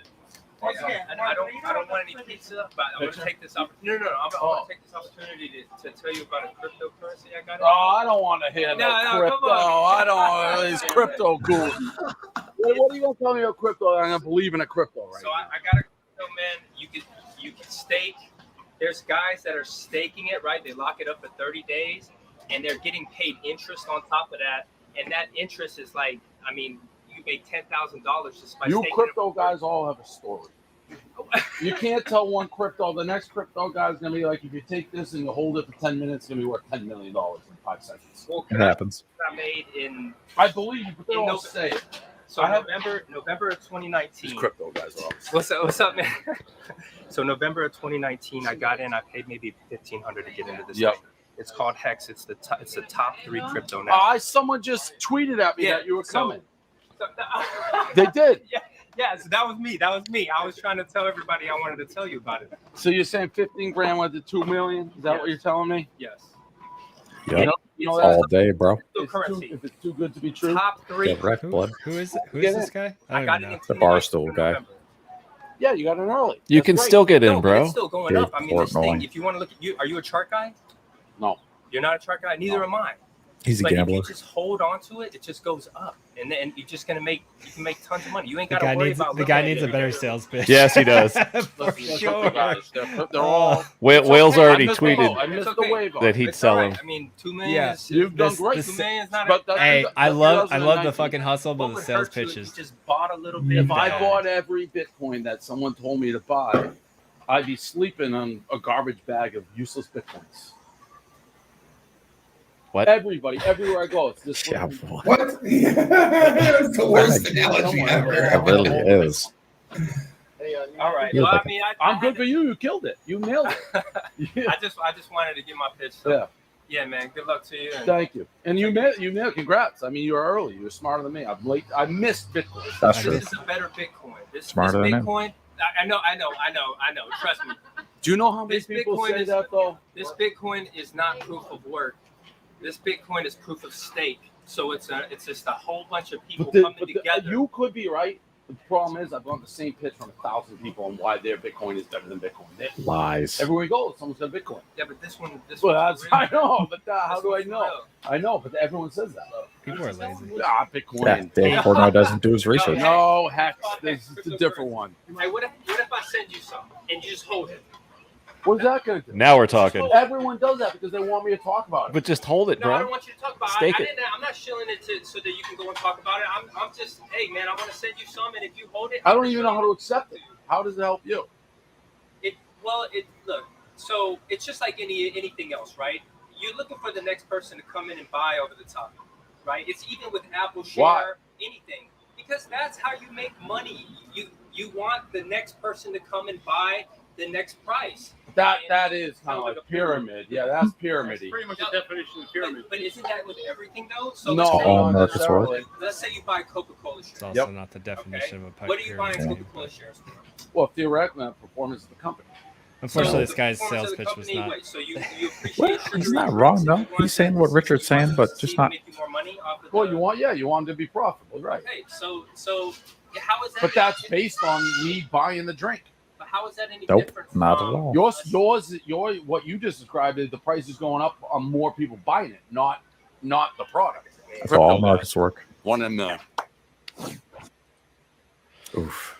Difficult Hey, to man, watch. Difficult to still- watch. That's still cool, man. I mean, hey, he's I mean, he did his. I mean, the dude's That's a tough awesome he dude to went out talk to, anyways. So I'm stoked that he went out and did that. Yeah, That's dude, Mad it's not- respect for the guy who shilled Sure. it. Mad respect. that fucking Yeah, badass. it's not Mhm. not easy to do that when someone's just blatantly just rejecting whatever you give throw their Yeah, way. yeah, he's gonna do that no matter what it is, no matter how good it is or bad it is. It doesn't Yeah. matter. you Dave know? Portnoy's a little dense, so it takes a little Yeah, bit yeah. to get I mean, he through. got Safe Moon, so Oh, Jesus Christ.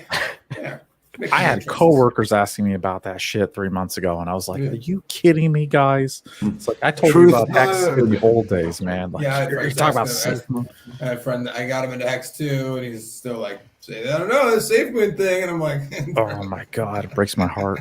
Oh, yeah. yeah, I get weird We'll text see, and messages I'm from like- folks, from friends talking about shit coins all day, and it's just like, guys, I've already told you what the best is. Like, please. They mostly. I don't get very many shitcoin ones anymore.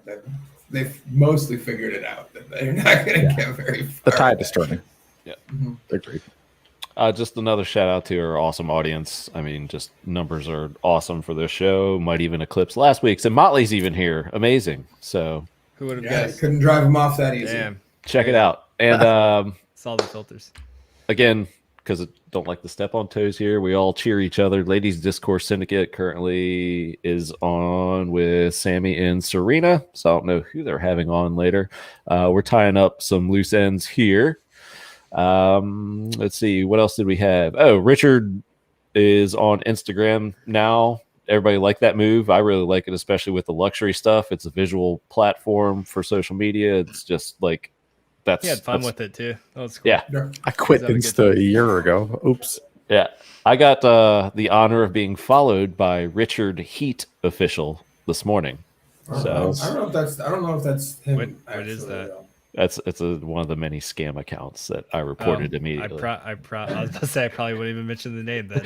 That's No, you not- report it and then it goes away. It's like whack-a-mole. Like there was a fake account of mine, and I reported it and put it out on my story, and like my awesome Insta followers like killed it within like hours. It was awesome. So Yeah. Nice. Watch out for I've heard there's a suspect David Feeder on Telegram. Yo, I will not message you first on Telegram. I want nothing. I need nothing. I want nothing. Yeah. Like my Telegram is David Feeder YouTube on Telegram. Like it's not me. I'm chill. If you just want to send me hex, that's cool. You can.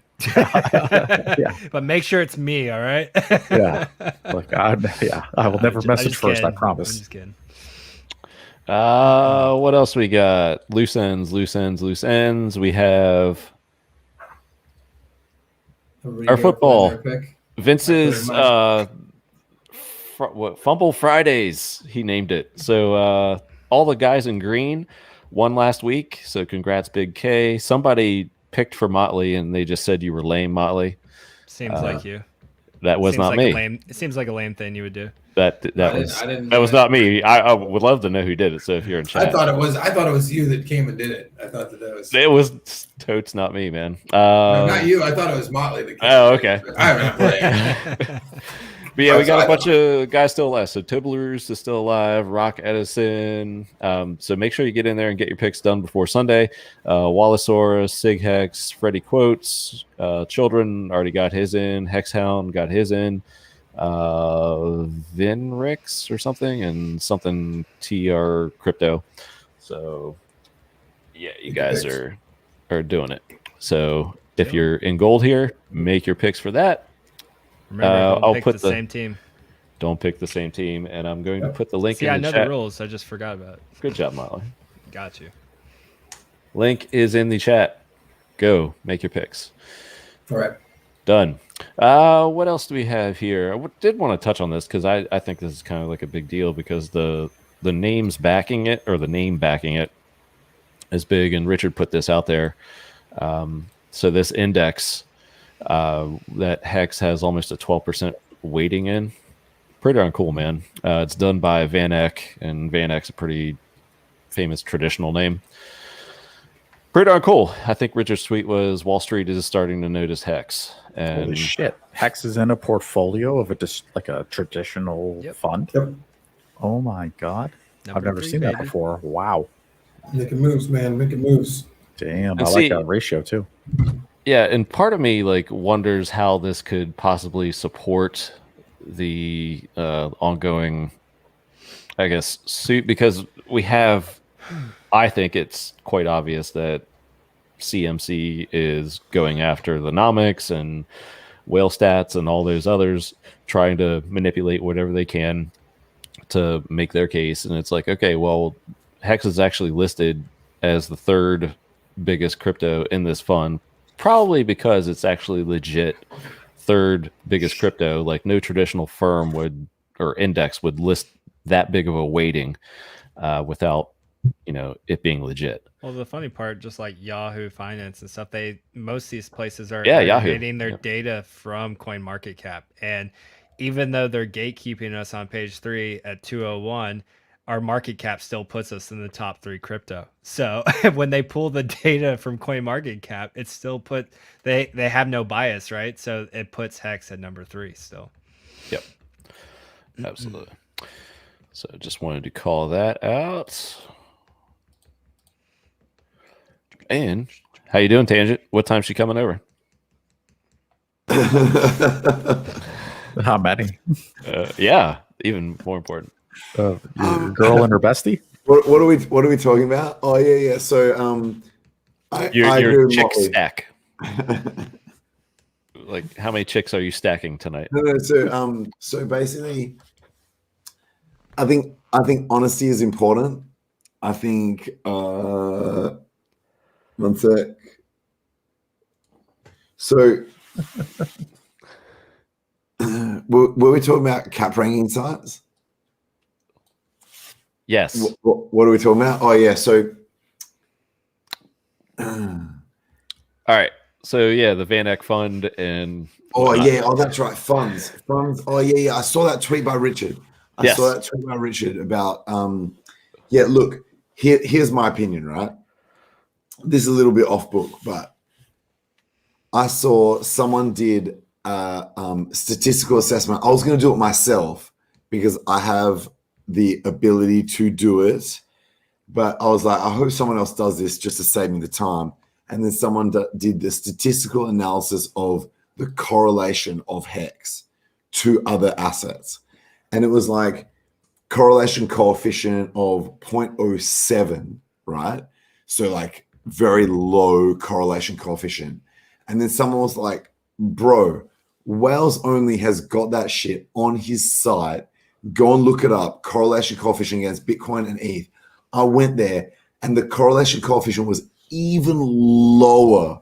The shit was insane. It was like it was like maybe like 10 times lower. It was like 0.007 or something ridiculous, but it doesn't matter. It's all basically zero. It's basically decorrelated. So if you go to Wales only site, there's correlation against ETH and against Bitcoin, and it's basically zero. Like it's a low correlation. And when funds and other large scale investors realize that there is a crypto asset that is decorrelated or of low correlation, near zero correlation to other main crypto assets like Bitcoin and ETH, that is a no-brainer. You would add that to your portfolio. You would just be like, give me it, fucking get it, get me in it, get it in me, let's get it. Get in me.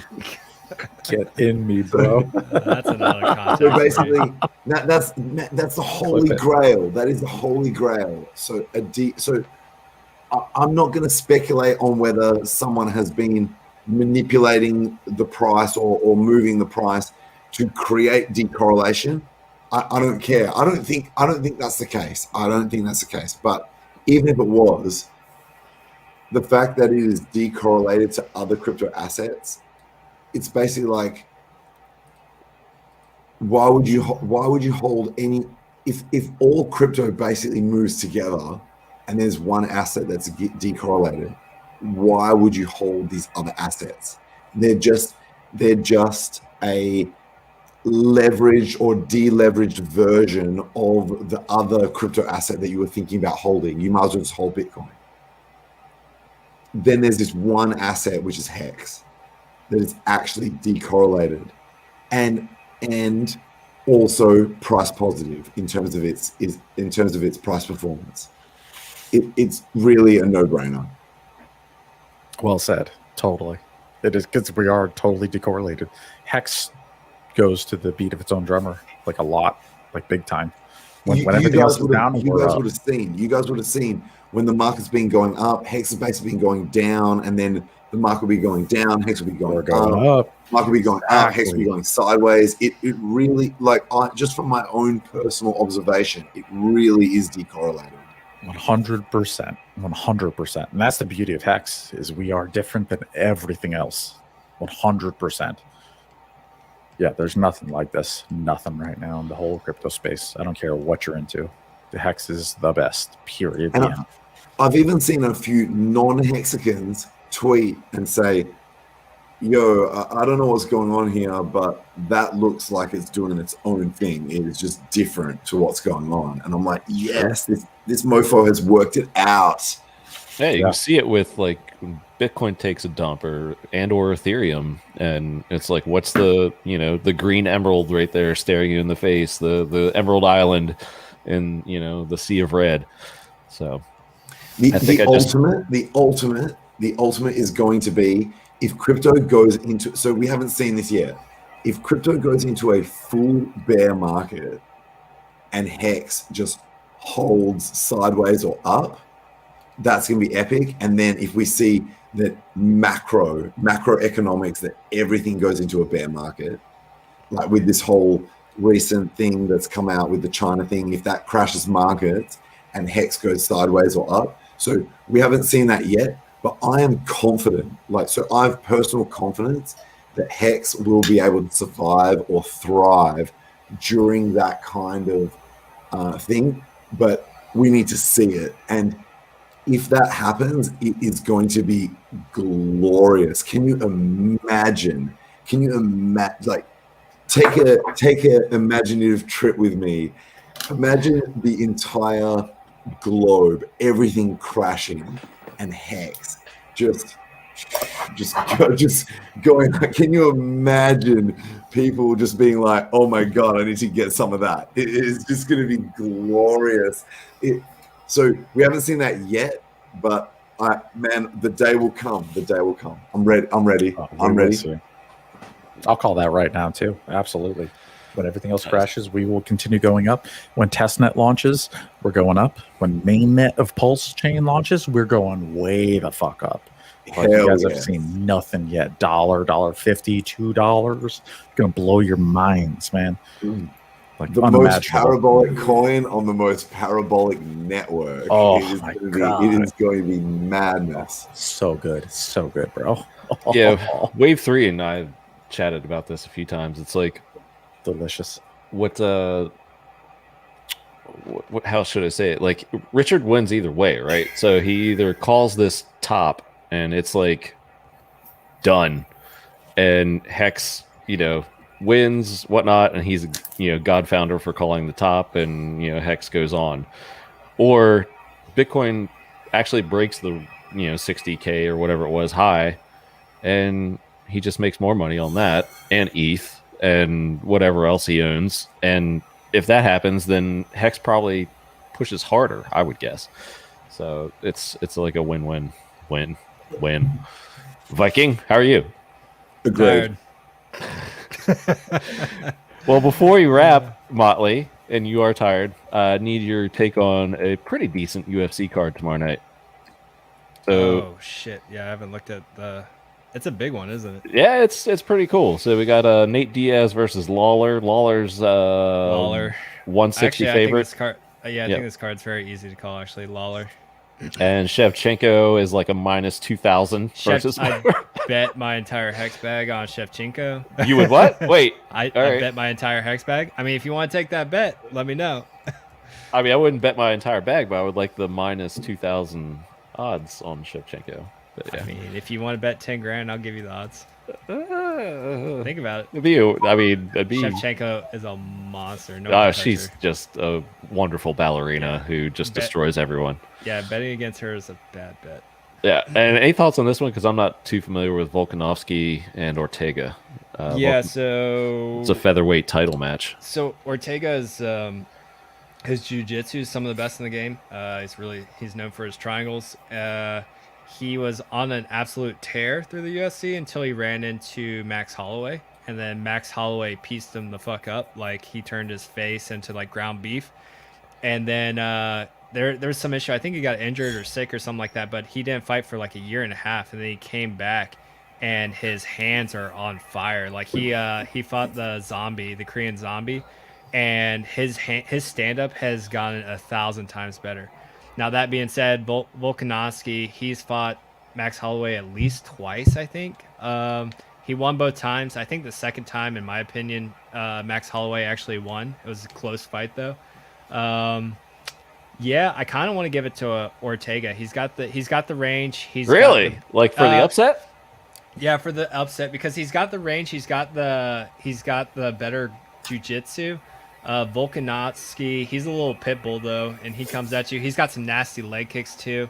Yeah, but I want to go for.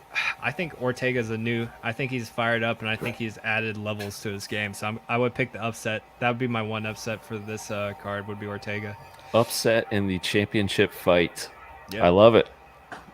All right. I guess before we wrap, what's good for everybody's weekend? I got UFC tomorrow, and then just a wonderful fun day with my buddies on Sunday. We got NFL, of course, Motley's favorite NASCAR race, and WWE. Okay. It's just absolutely wonderful. So Saturday night through Sunday is just going to be absolutely wonderful. What you got going on? Planning more travel? We've got the AFL Grand Final in my city, Perth. This is. You guys won't care, but like, it's a big deal over here. Nobody cares about wrestling either. But shit. Someone asked me, they're like, "What do you do for the grand final?" I was like, "I'll be asleep because I stream with some badass Hexicans, and then I'm just gonna pass out." And so I'll probably sleep. And they're like, "Well, if you wake up, come to this party at our house." But basically, this is like, so AFL is Australian Football League. It's I guess the most important sport over here in Australia.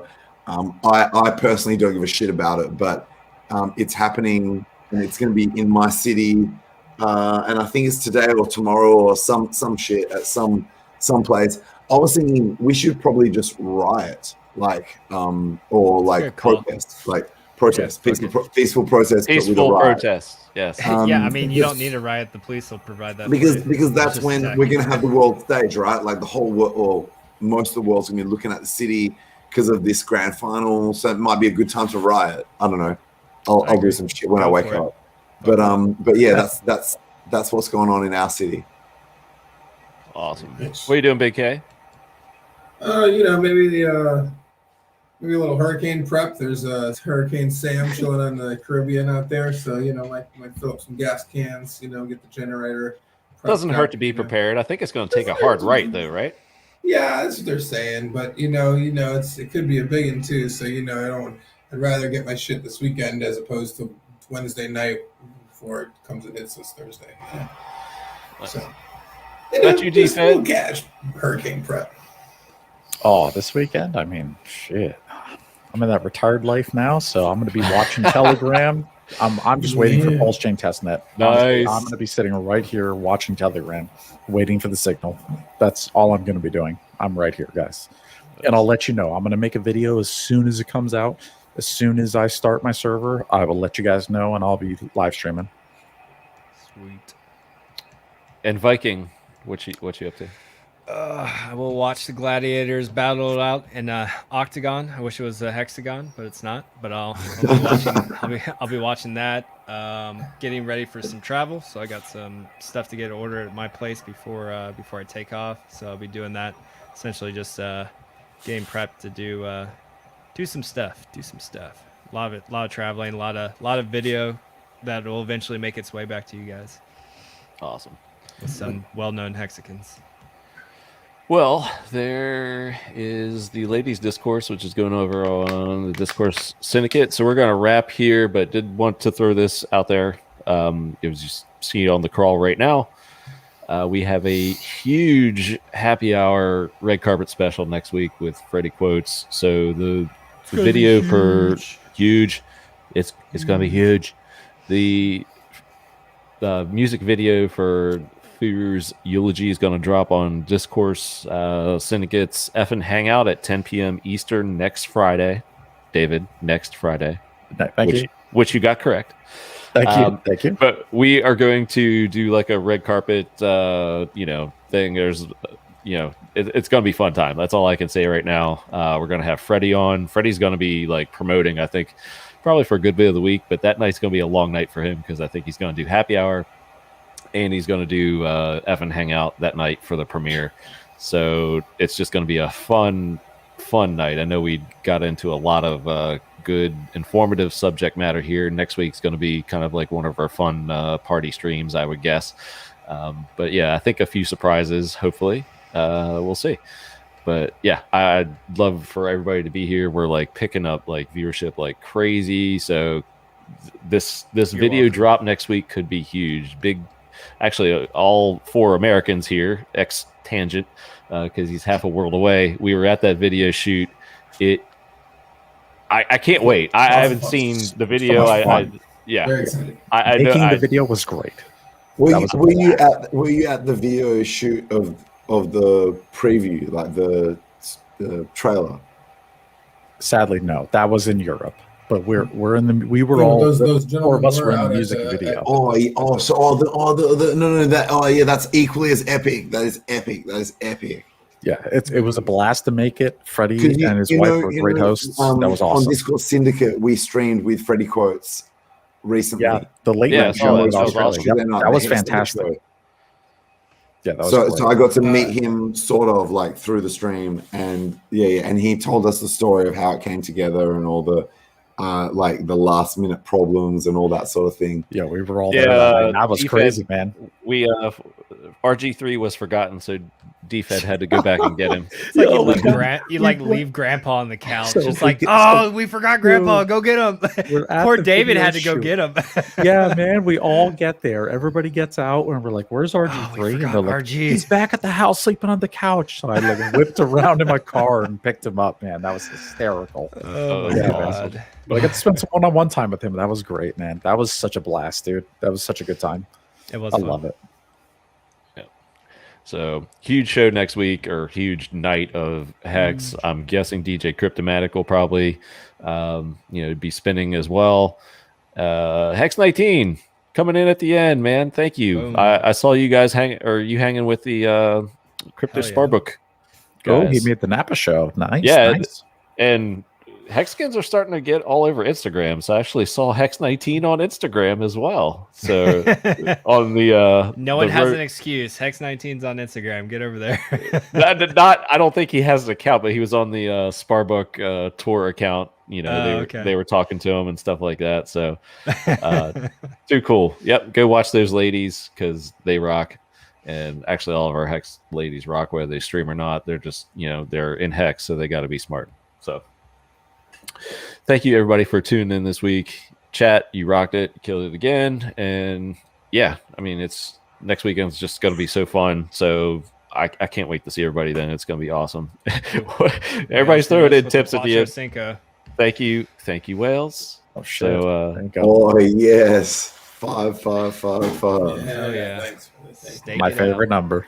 that's it, man. And this will go to our Markables audio clips that we tried to destroy at the beginning of the show. So he'll probably tell me we need to reshoot it, but whatever. It's perfect. Yeah. How dare you. Hey, thank you for having me, guys. Thank you for giving me a third chance. Live, dude. I really appreciate it. I really fucking appreciate it. It's really Oh, really dude, you cool. killed it. I don't know how you killed it, but you did awesome. So I mean, Thank there you. were also some entertaining moments, but you did good in the trivia. You know, Yeah. it wasn't a Better you know, luck next time. Yeah. Or do you have to get out of here because someone's coming over? No. I'm good. Okay. Leave this man alone. God damn it. I'm, Let him hit the I'm still in communication. I mean, like here, it's the AMs, right? Like so. Yep. So it's like 8:30 a.m. Oh shit! You want to get breakfast, So girl? I'm surprised that we keep it even awake. But Girls do like breakfast in the morning. They do. Like, It's mimosas and after shit. like Yeah, a long man. night. But yeah, Totally. Let's catch a brunch, yes, girl. yes, Yeah. breakfast. it's almost a move, I would say. Really, like Okay, go for breakfast go is for a move. breakfast. Yeah, if you're And like, then just pass the fuck out. all right, I Big love you, K. Tangent. You're the man, we bro. love you, Tangent. Oh, hello, guest. Hello. Yes. Right. Just saying He's hello. like, why are you Yeah. still streaming? Yes. I already know exactly why she was coming in.